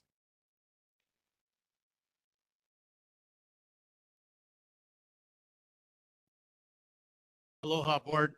My name is Steve Mayoral, and I want to take the opportunity to tell you why I want to participate in the board. I want to participate because Waiʻanae is a special place. I know all of you have lived here for many, many years. I have to be very transparent that I've only lived here over a year now. We purchased a house in July of last year. And of all the places in the world that we could have retired to, my wife and I, we chose Waiʻanae. And that's because the Aloha spirit is alive and well here. Our neighbors welcomed us with open arms. They still treat us as family. And this is a special place. I've taught my son over the years. He's grown and out of the house now. But I've taught him that there's one thing about complaining, but there's another thing about stepping up and doing your part. So I'm here volunteering to do my part, participating in this board. I have a lot of experience professionally. I come from Los Angeles, and I have 23 years of law enforcement experience there. And I'm also a retired military for 25 years, active duty and National Guard. 2 tours in Iraq, one as an infantry company commander. And also what's very significant is that I was a small business owner in Los Angeles. So I bring a lot of experience behind me. And I appreciate your consideration for putting me on the board. This is a special place and I like to do my part. This is my home now. We're not going anywhere and you're going to see me a lot throughout the coming months, even if I have to participate on committees. I'm also active in VFW, Veterans of Foreign Wars of Waiʻanae. And also I volunteer at the new Akaka Center, the VA Center in Kapolei, as one of the door greeters. So this is my home. I care about what's going on in our community. And I want to make it a better place. Everybody has issues. Every place in the country has issues. But please consider putting me on the board, and I will give my time, whatever it takes. Thank you, Steve. Thank I you. appreciate that. Next. Hey, Chair. Let's go to Chair, on Chair, board point of first. order. Chair, point of order. Tiana, yes. Tiana is online. Yes, Tiana. What's your point of order?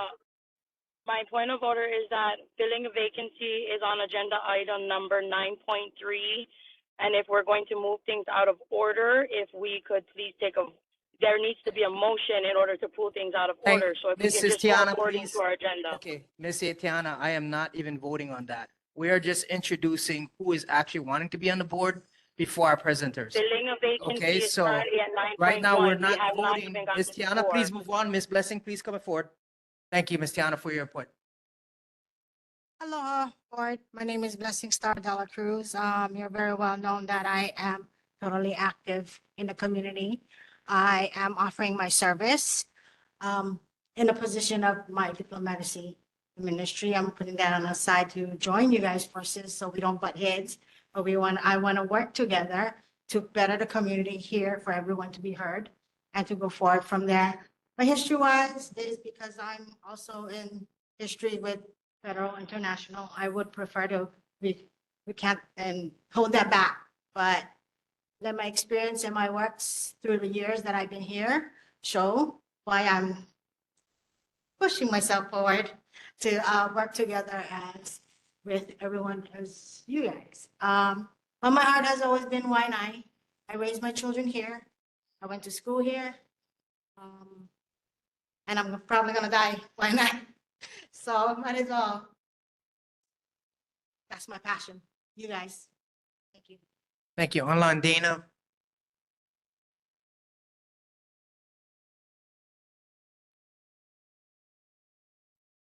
Sorry. Dana. So, aloha mai kako. So I'm Dana Newman. Born and raised Waiʻanae, educated in Waiʻanae, with the exception of university. Yeah, I have a bachelor's from the University of Hawaii, West Oahu, in political science. Further my education, have a master's degree in mental health counseling. What I bring to the Waiʻanae Neighborhood Board is I'm a community person. I'm a on the streets kind of person. I enjoy relationship. I'm a critical thinker when it comes to the issues of our community. I'm not biased. I like to kuka, talk things out. I come from a very strong cultural approach in understanding that Kanaka have been here. We have existed within our community since, our creation, and we will continue to exist within our community. Aloha, everyone. Whether I agree or disagree with them, yeah, I would be a great contribution to the board because I'm very solution focused. Yeah, aloha no. Thank you, Dana. So those are our 3 members who are actually wanting to be on our board. We're going to be moving on to now agenda order 5 presentations. We're going to start with Pastor Allen. Yeah, he's online. Pastor Allen, are you online? Yes, he is. Hello, hello, Chair, members of the board and community. Can you guys hear me? Yes, yes, sir. Okay, thank you. May I share screen? Your screen is And- being. And do we have that clip of the video as well, Chair? Your No. screen. No, he was not given that video screen. Okay, no problem. Hey, No problem. hey, Pastor Allen, it's Jeff. And are you, when you said if you're going to share your screen, are you going to share it on your end, or would you like me to share it for you? Whatever's easier. I put together a PowerPoint slide. I'm gonna pull up the attachment to clarify with you if this is the one. I have this attachment. It might take a second. This is the one. Yeah, you can put that up. You can use that. Again, thank you for the opportunity to share tonight.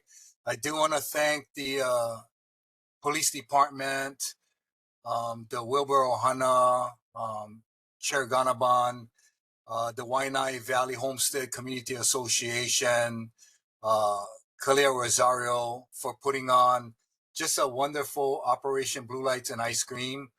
That was a concept and product of the Neighborhood Security Watch as we got together and community policing team to find positive, productive solutions to our community. The other thing is, I think Chair Perry talked, Board Member Perry talked about the prayer event that happened. That was under the leadership of Apostle J. Amina, Ark of Safety. And one of the things that we believe is the need for just whole lot of prayer and overcome evil by doing good, and to be able to deal with the challenges out there, to find positive, productive solutions. And that's what the wonderful thing about the Neighborhood Security Watch is, partnering with the police, other government agencies, wonderful, amazing community members, to be able to take a proactive approach to find positive, productive solutions to problems in our community.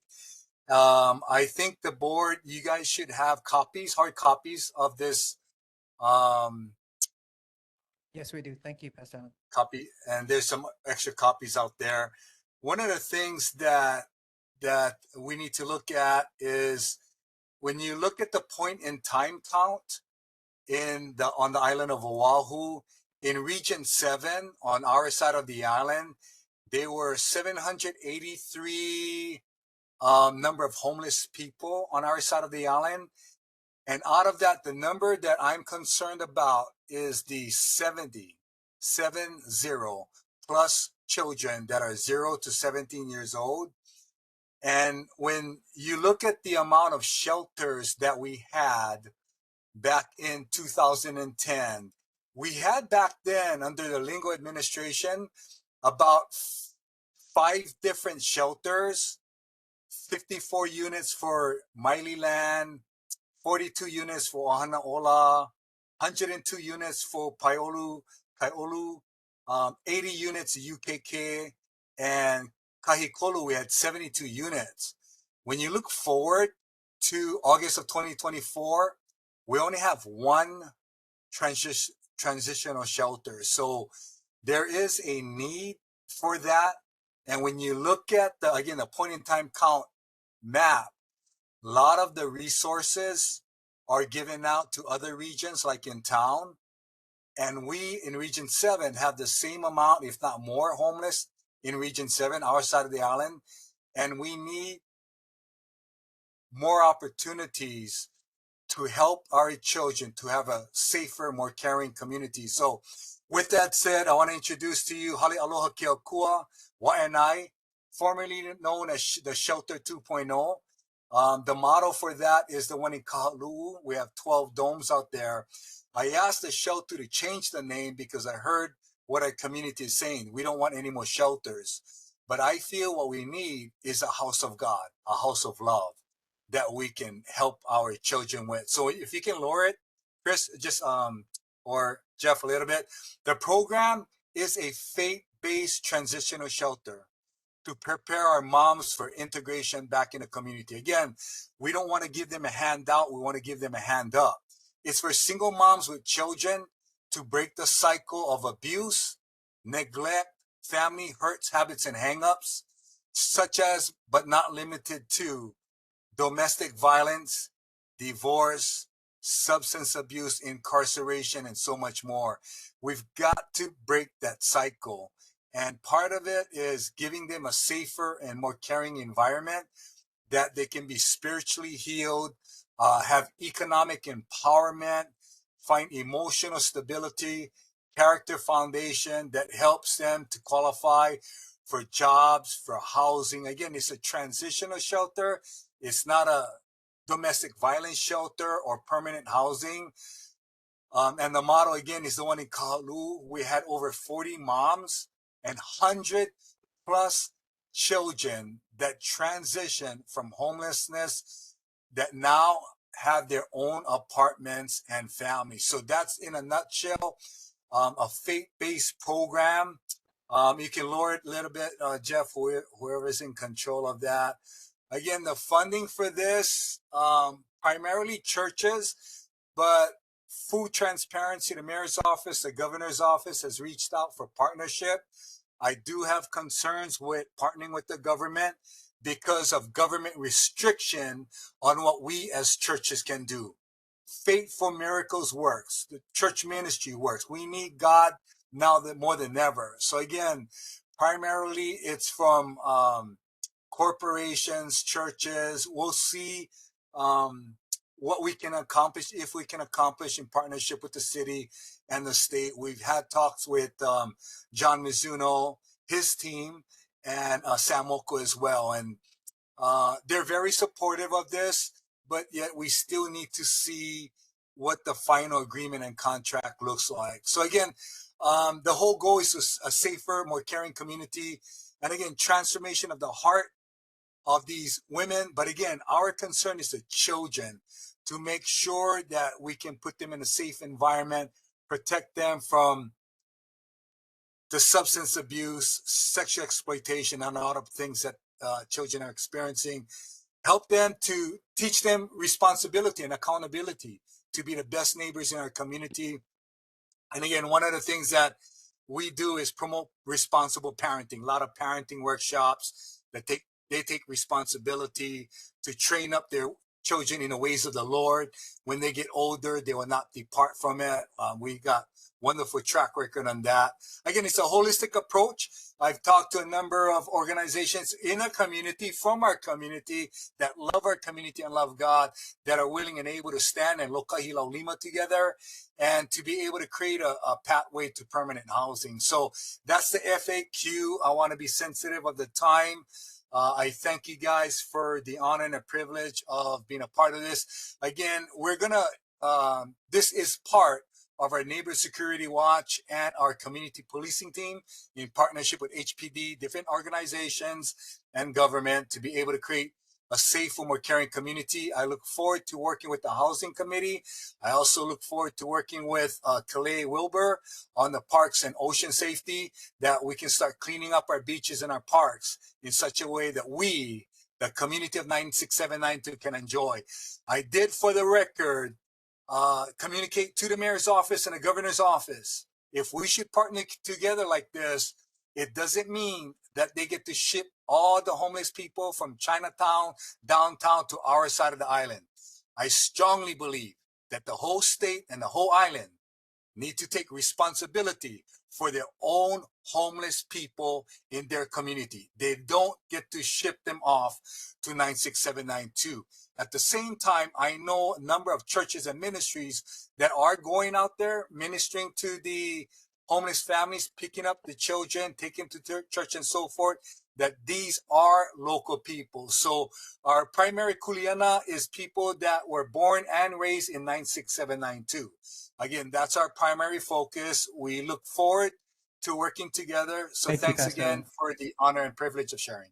Thank you, Pastor Allen. Appreciate that. Okay, Chair- next presenter. Chair, I get a question. Go ahead. I got a question for Pastor Allen. Aloha, Kahu. I love the concept of helping out Nawahine, Namakuahine, especially with Naupio and Napepe. So my question is, I get two questions, Kahu. Is there a site? Where's the site that will be for this Hale Aloha Keakua? And I heard you mentioned about a holistic approach. So for me, as looking as the Kanako Iwi, is there any culture aspects implemented with this Hale Aloha Keakua? You know, because a lot of our people are talking about us as Kanako Iwi are disconnected from our identity as Kanaka Iwi and Kanaka Maoli. So if there is a cultural implementation, that would be, to me, in my opinion, that would be a great asset So, yeah. I had a feeling you would bring that up. Of course, we have a number of great organizations in our community, such as Kamehameha Schools, the Queen Liliuokalani Trust, In Peace. We got number of amazing organizations that can bring in that cultural element. So they are some of the organizations I reached out to. And then again, the property is a 3.7 acres. Again, it is not on DHHO property. I want to be clear. It's a property of Waiʻanae Valley Homestead that the church owns. And again, we want to be able to start the outreach, the communications, community engagement. So tonight is a sort of a coming out party, if you will. I wanted to start here with you folks and then move out into the community, have more dialogue. So How was their address for that property? yes, I don't have it with me. I'm not sure if it's on the FAQ that you have, but No, I can. it's not on here. Okay. So yes, there is. I don't have it with me. I have to go look it up and then I'll send it over to you guys. In Kahu, yeah, there are a lot of community members that are culturally ma'a, not, Kamehameha schools might kaiwa, they're so far away, so there are a lot of community members that are very culturally connected. Thank you, Pastor. Al. Thank you. Board Member Waiʻanae. We are going to move on to our next presenter.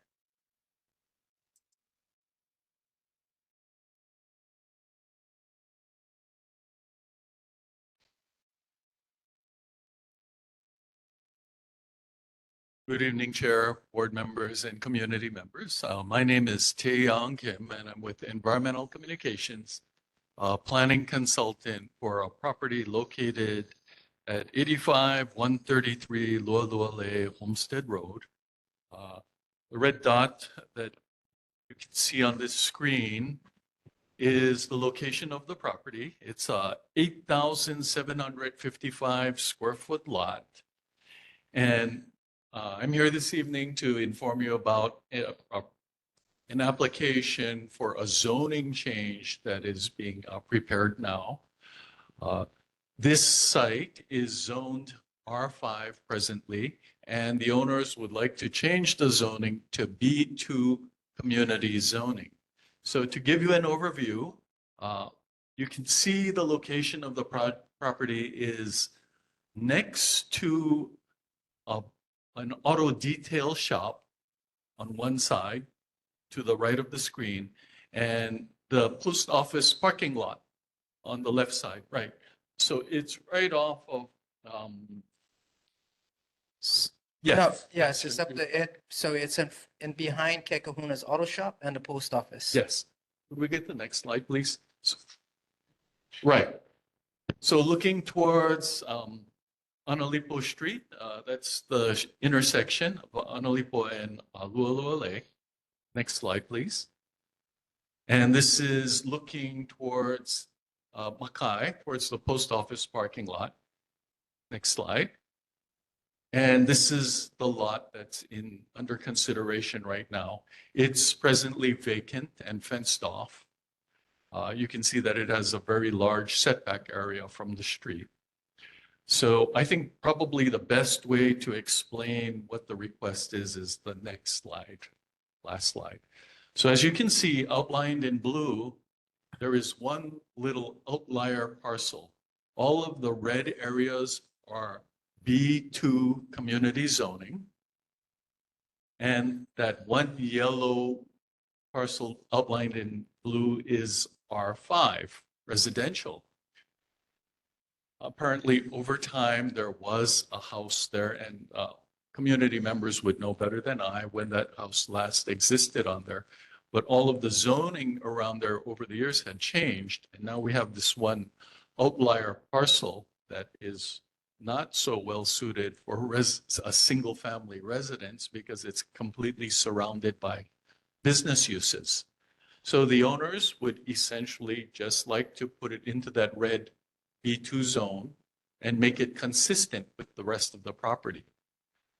At this time, the owners, if they obtain B2 zoning, do not have any plans, but as it is now, as an R5 parcel, you're not even allowed to put cars on there. it's not suitable for a parking lot because it's a residential property. So it could be developed into any B2 consistent use, would be used for parking, but obviously in its current condition, it's just remaining vacant and is really of no use. So therefore, this request for the zoning to move it into the B2 zone is being made. And as part of a zoning application process, a presentation to the community is required through the neighborhood board. So I'm here this evening to inform you of this proposal, and I'd like to open it up to any questions that the community may have. I have a question. Thank you, Chair. I know I just grabbed the mic. So the concern is the, right in slide. You can go back to the orange slide.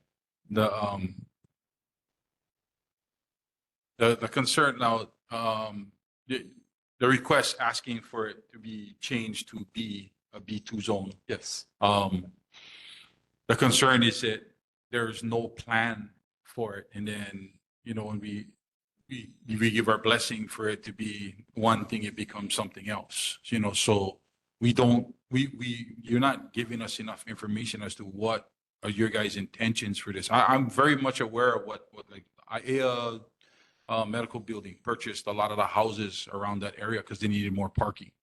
And they rezoned the residential areas for parking because there is a dire need for parking for the health facility there. So the thing is that you're not really telling us what you guys plan on doing with this. The owners at this time don't have one, and they feel like they can't proceed with planning without any zoning.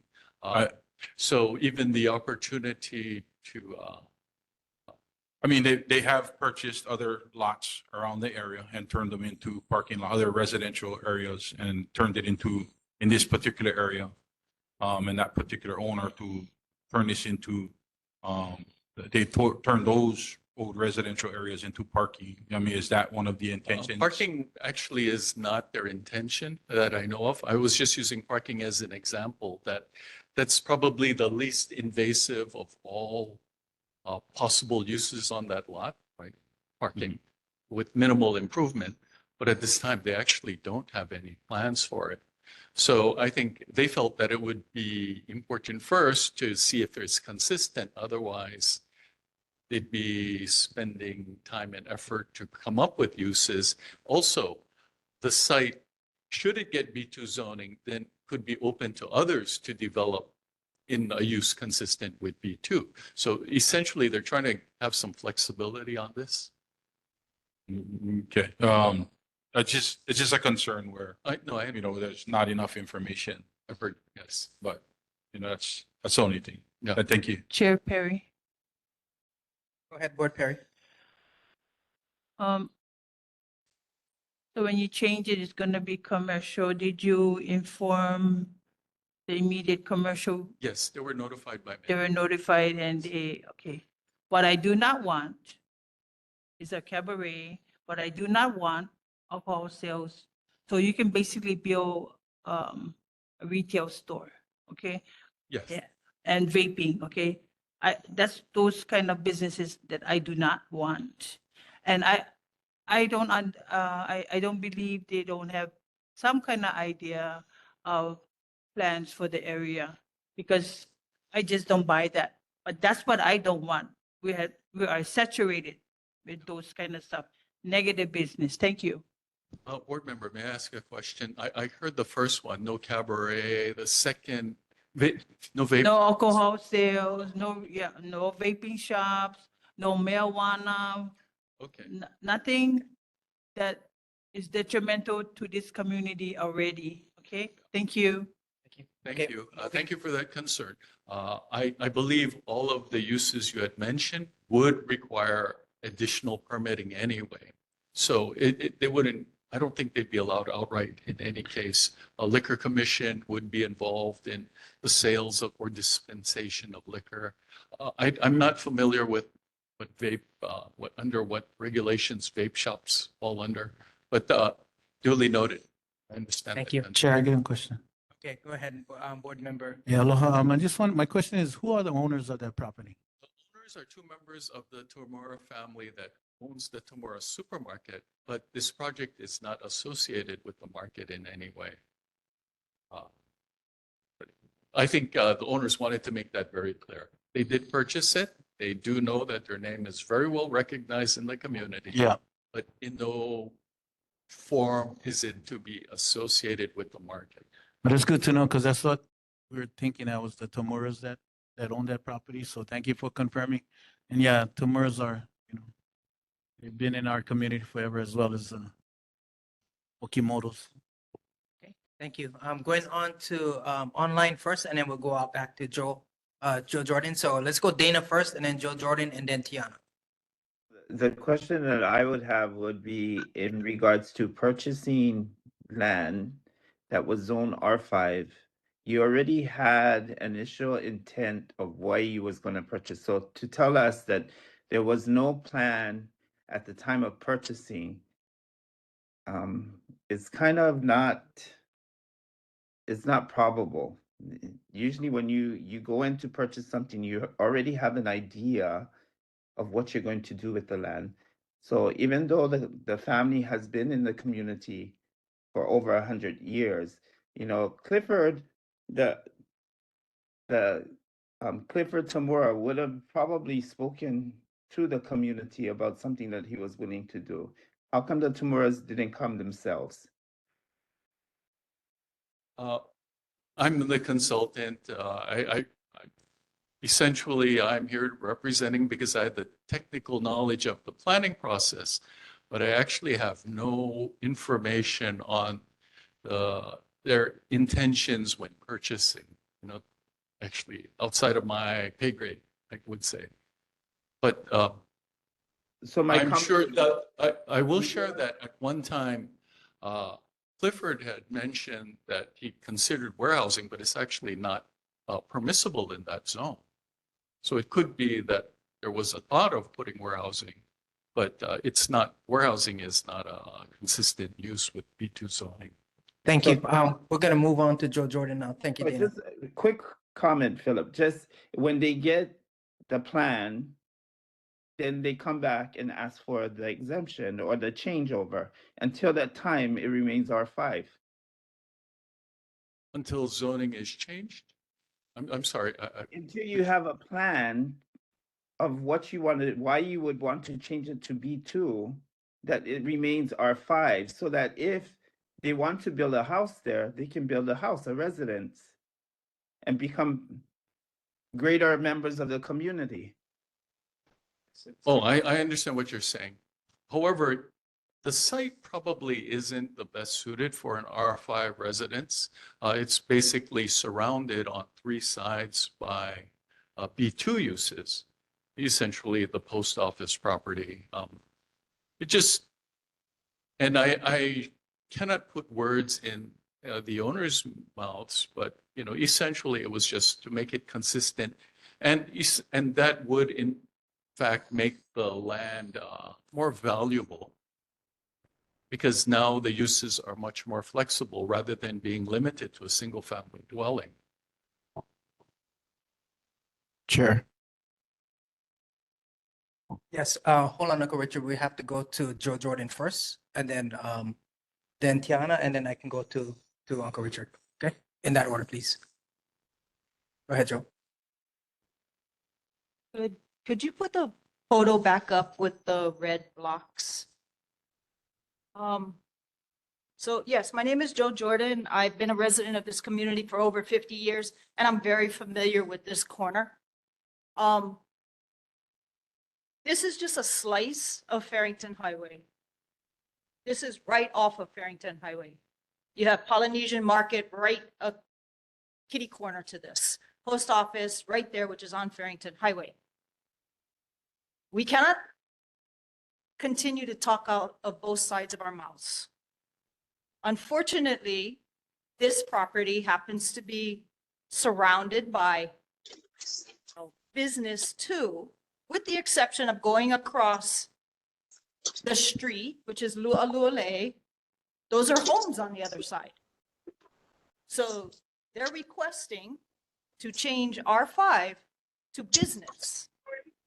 That may sound okay for business owners, but you're going to take the value of a residential lot now to a business lot. It changes the value of that property. Yes, it's going to increase property taxes, but what does that bring to my community? It takes away a residential lot. It takes away a residential 5 lot from 1 to 5 units, if I'm correct, sir. And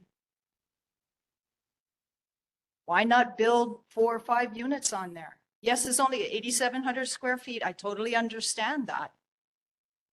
Maybe 1 residence. But I think we should say, what is your plan? Before we just go thumbs up. My question to sir is, when is DPP going to be scheduling their public hearing for this particular lot? Because if you all know, DPP will be required to host a public meeting during the daytime, Monday through Friday, for the community to come and speak on this. This is not something new, but we have the opportunity to do that. And let's not forget, pretty much all of Farrington Highway has been rezoned to business too. So those houses between Old Lautang and where we now call a Polynesian Market, when it burns down, business now, no more house. That's why that lot's empty next to Lautang. You know, so I'm just reminding everybody, what do we want here?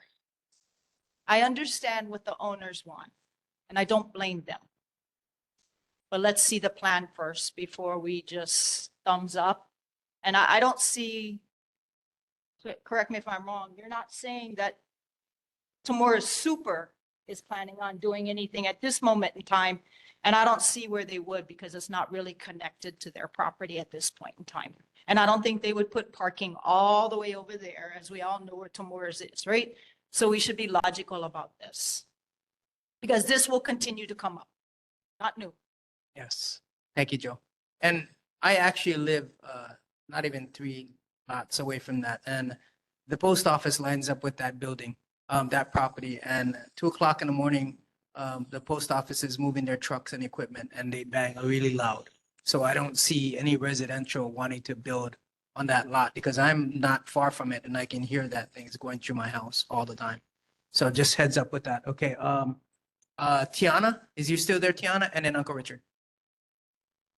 Yes, for sake of time, I'd like the sentiments of Board Member Calais Wilbur and Community Member Joe Jordan inserted in the record as if it was my own.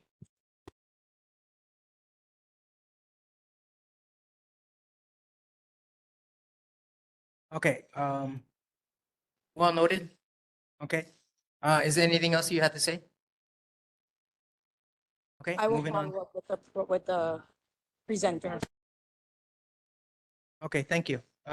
Miss Uncle Richard, Board Member Richard. I noticed that this Taeyong Kim Environmental Communications Inc., Yes, sir. that's your company. Yes, that's me.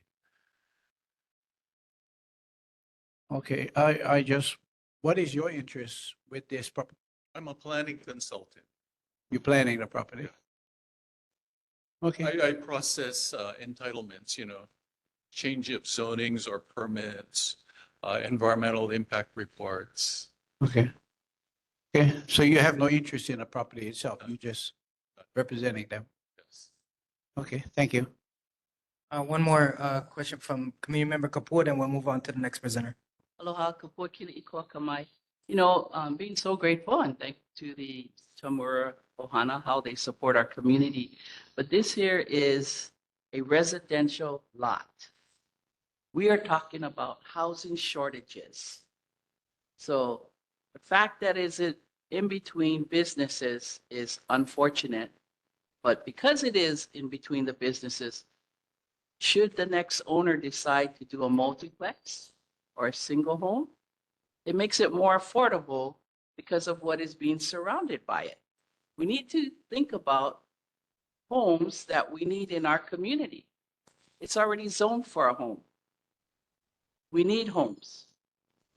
Also, I don't think that we should be, and I don't know that it was your intent, Chair, to take a position on this, but we should have more information as to the other steps that need to occur so that the community can continue to follow and engage whichever way they do. Because oftentimes our presenters will come with just enough information to put it out there, but not all the information that's really required. So when we bring them out here, they need to have all the information that is required for them to be approved, do everything that they want to do, meaning the intentions to the fullest extent need to be shared.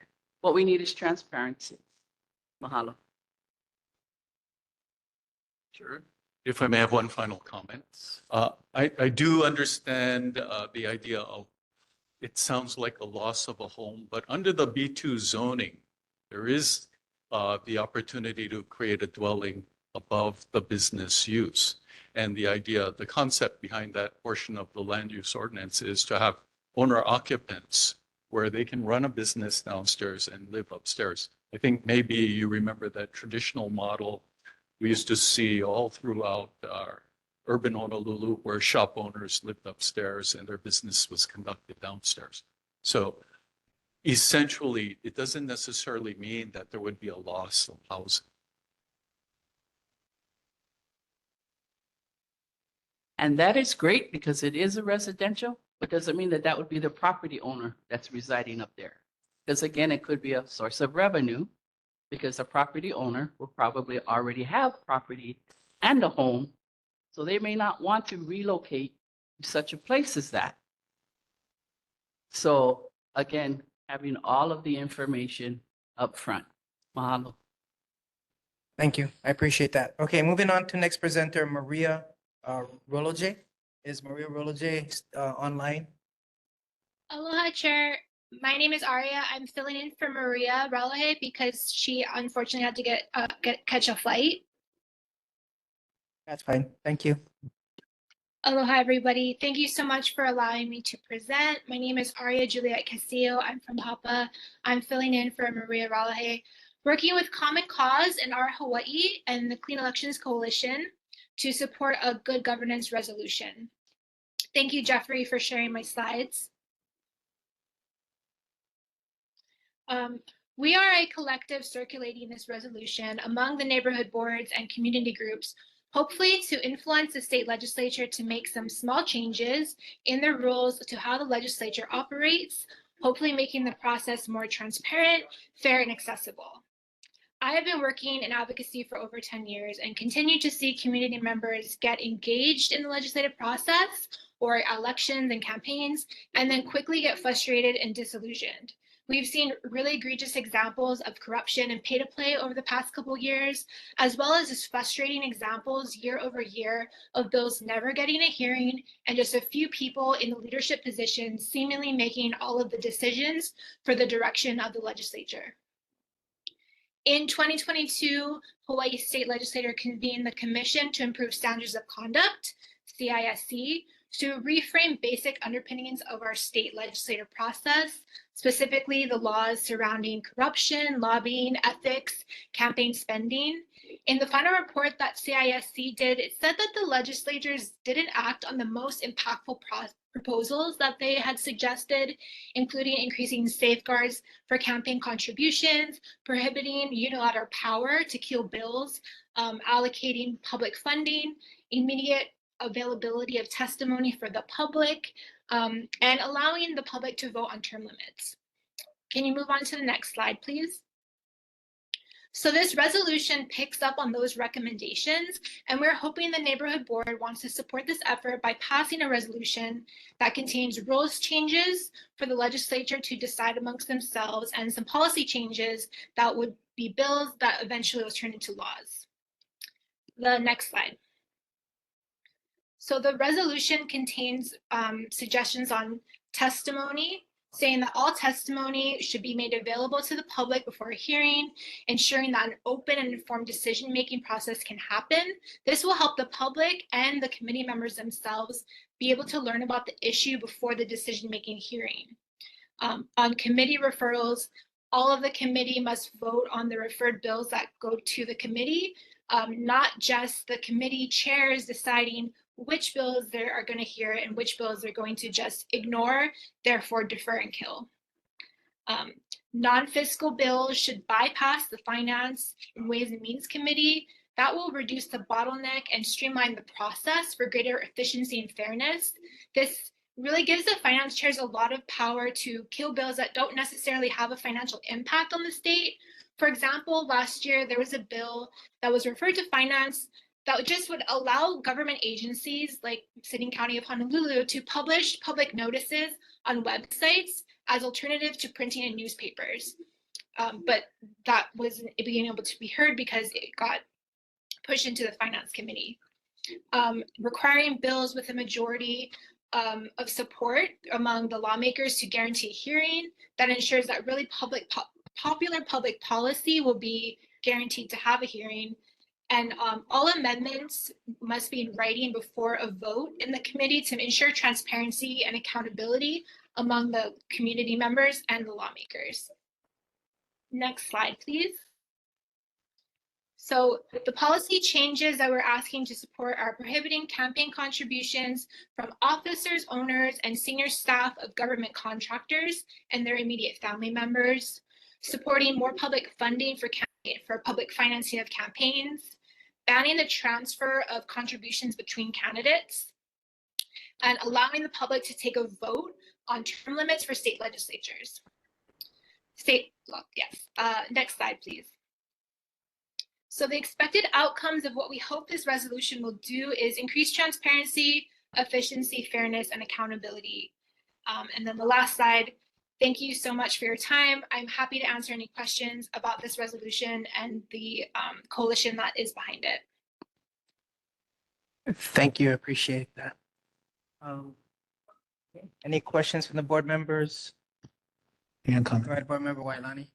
yeah, thank you for bringing this to light and to our neighborhood board. Appreciate it. Any other questions from community? Okay, if not, we're moving on. Next one is Rotary Club Christmas Parade. Yes. Mele Kalikimaka, everybody. My name is Tanya Brown, and most of you guys know me as the Executive Director for USVS Waiʻanae, but I'm also a proud Waiʻanae Coast Rotarian, and I'm here to talk to you guys about our 28th annual Waiʻanae Coast Community Christmas Parade. It's going to be on Saturday, December 14th at the Boat Harbor, where we're going to kick it off. And we're going to go all the way to Waiʻanae Mall, just as we've done for the past 28 years. We're going to start at 10 a.m.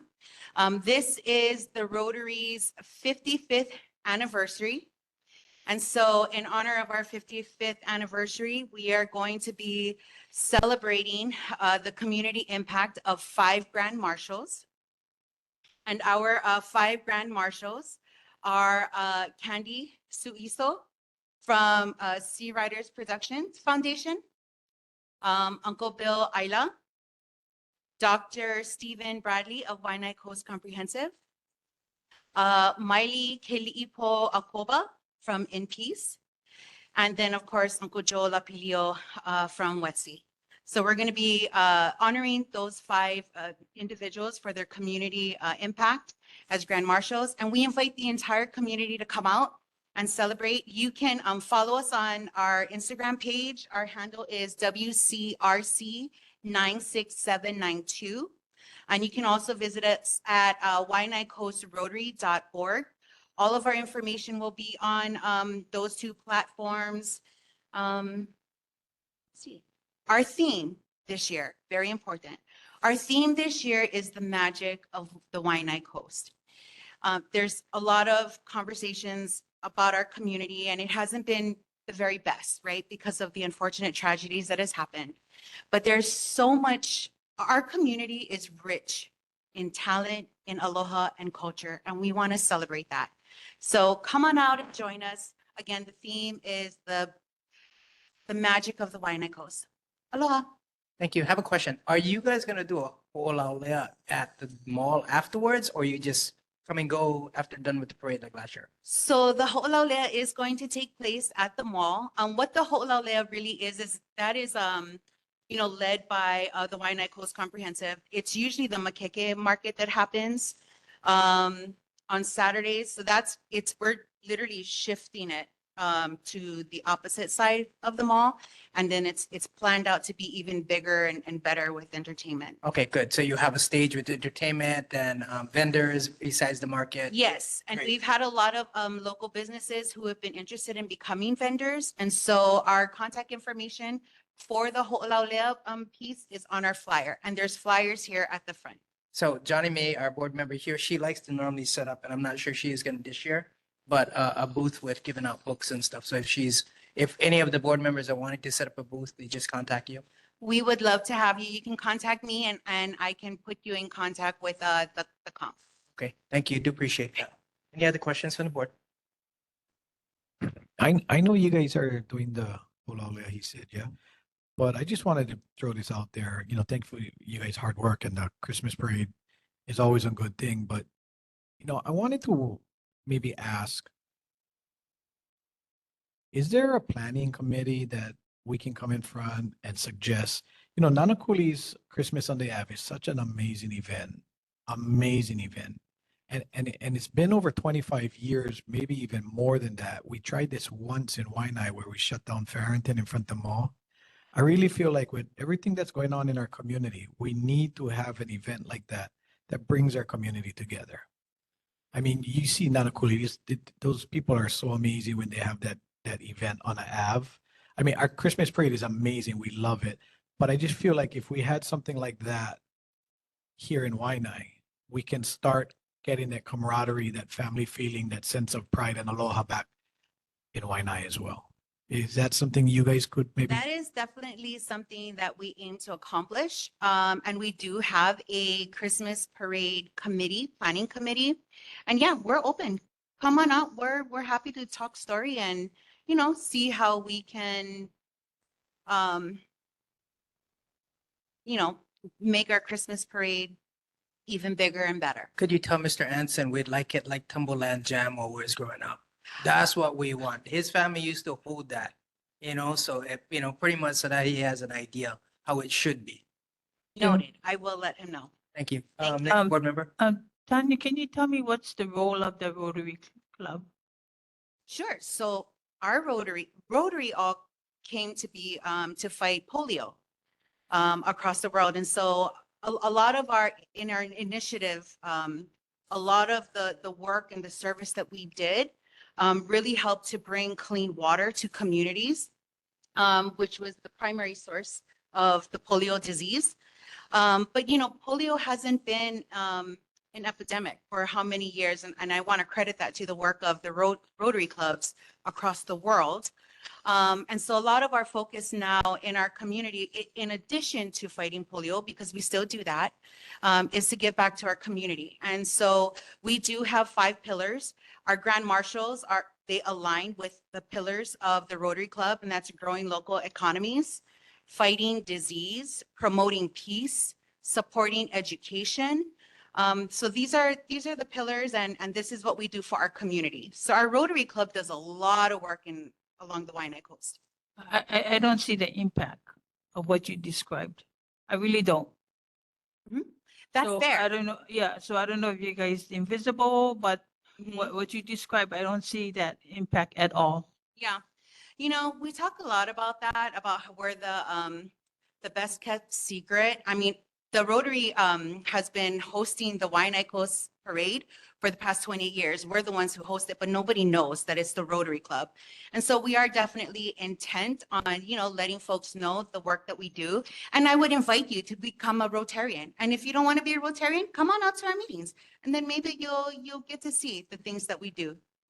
When is that the one behind West Side Stories? Your meeting times and so forth? So we meet at the Beach House, 604. We meet twice a month in person. And I would be very happy to connect with you and get that on your calendar. Okay, when and what time? Because of the time limit, Board Member Perry, can you get offline with her, please? Because I have one more presenter and we Sure. only have 5 minutes. Okay. Sorry about that, Johnny. Okay, so now we have our next presenter, John Mizuno's unit, or John Mizuno. Any representatives from John Mizuno? Okay, they're not here. Moving on, Congresswoman Joe Takuta's office. Okay. Governor Green's representative. Governor Green's representative. Okay. Cross Crab, Senator Cross Crab, thank you. We got 3 minutes. Try to make it quick. Aloha mai kako, everyone. Good evening. Thank you so much for being here. Always lovely to see your beautiful faces.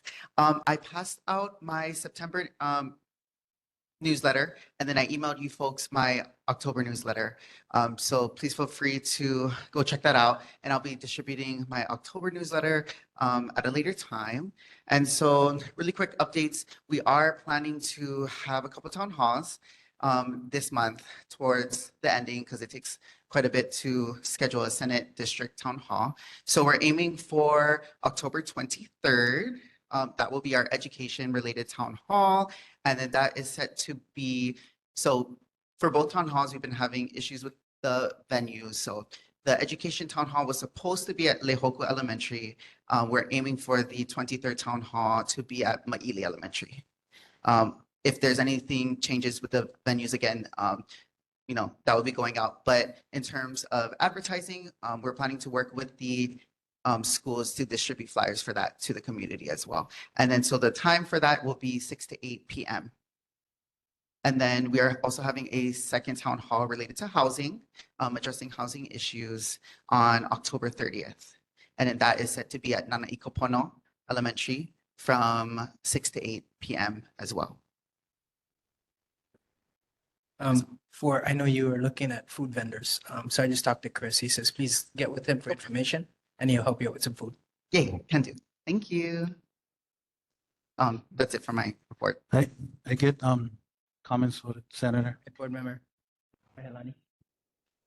Senator Crab, mahalo nui loa for doing what you did and sending that notice out to AG, about the status and whatnot. And I just was kudos to you and thank you for doing that. And I just wanted to know if there was any response back from the AG's office. No, but we did send the letter certified mail. So the receipt of confirmation that they did receive the letter came back to us. Just saying that they received it, but okay. But are they gonna? So it's in their hands now to respond. Yes, and then it was CC'd. The letter was CC'd, and I personally hand delivered it to the state mail messenger. So governor's office got a CC'd letter, Senate President's office got a CC'd letter, and Speaker of the House got CC'd letter as well. So Senator, do they have a time limit, or they can just wait it out until there's no response at all? Yeah, there's no time limit. Okay. Got Thanks, sir. one more board member to answer a question, and then after that, we're time out. Sorry, I apologize. It's not a question, it's a statement. I wanted to echo Board Member Wahilani. Good job with that. Just kind of concerning that your predecessor and the person before you had the letter and never did it. So thank you for that. Thank you. Thank you, everyone. I appreciate everyone for attending. I do apologize for our time management is a little off again. We are working on time management. I do appreciate you hanging in there. We will adjourn for our meeting tonight due to time. Chair, can we just add on the vacancy, because we have nominees that are online and are here.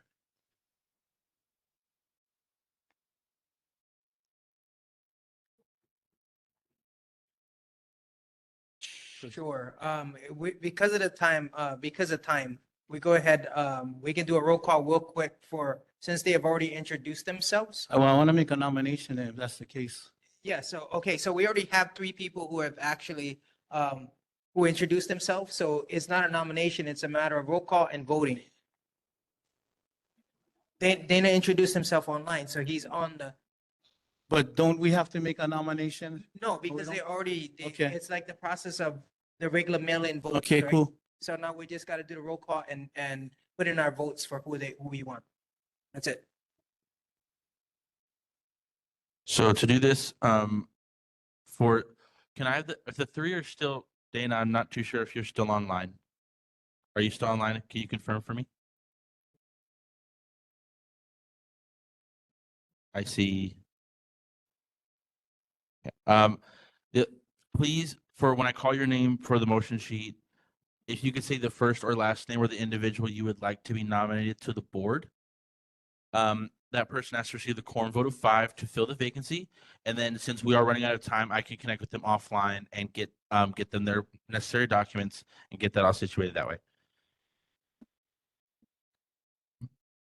Yes, just to remind, there are 3 individuals that have asked. If I can have the 2 that are in person, Blessings, can the both of you please come to the microphone? Okay, so just to remind you, these are the 3 individuals. One, Dana, is online. So again, please say the first or last name of the person you'd like to be nominated to the board. Board Member Endo. Excuse me. Sir, can you nominate? Can you repeat your name, please? Steve Mayoral. Steve.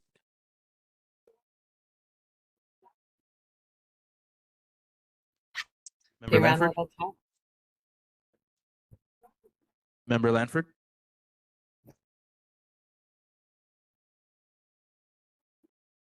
I'm sorry, who's the name of the people that are running? Steve and Blessings are in person, and Dana is online.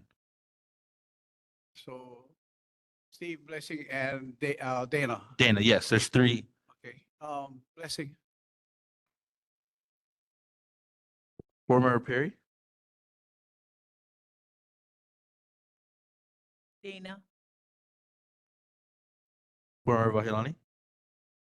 Dana Newman. Board Member Kaleober. Dana Newman. Board Member Tiana Wilbur, if you are still online.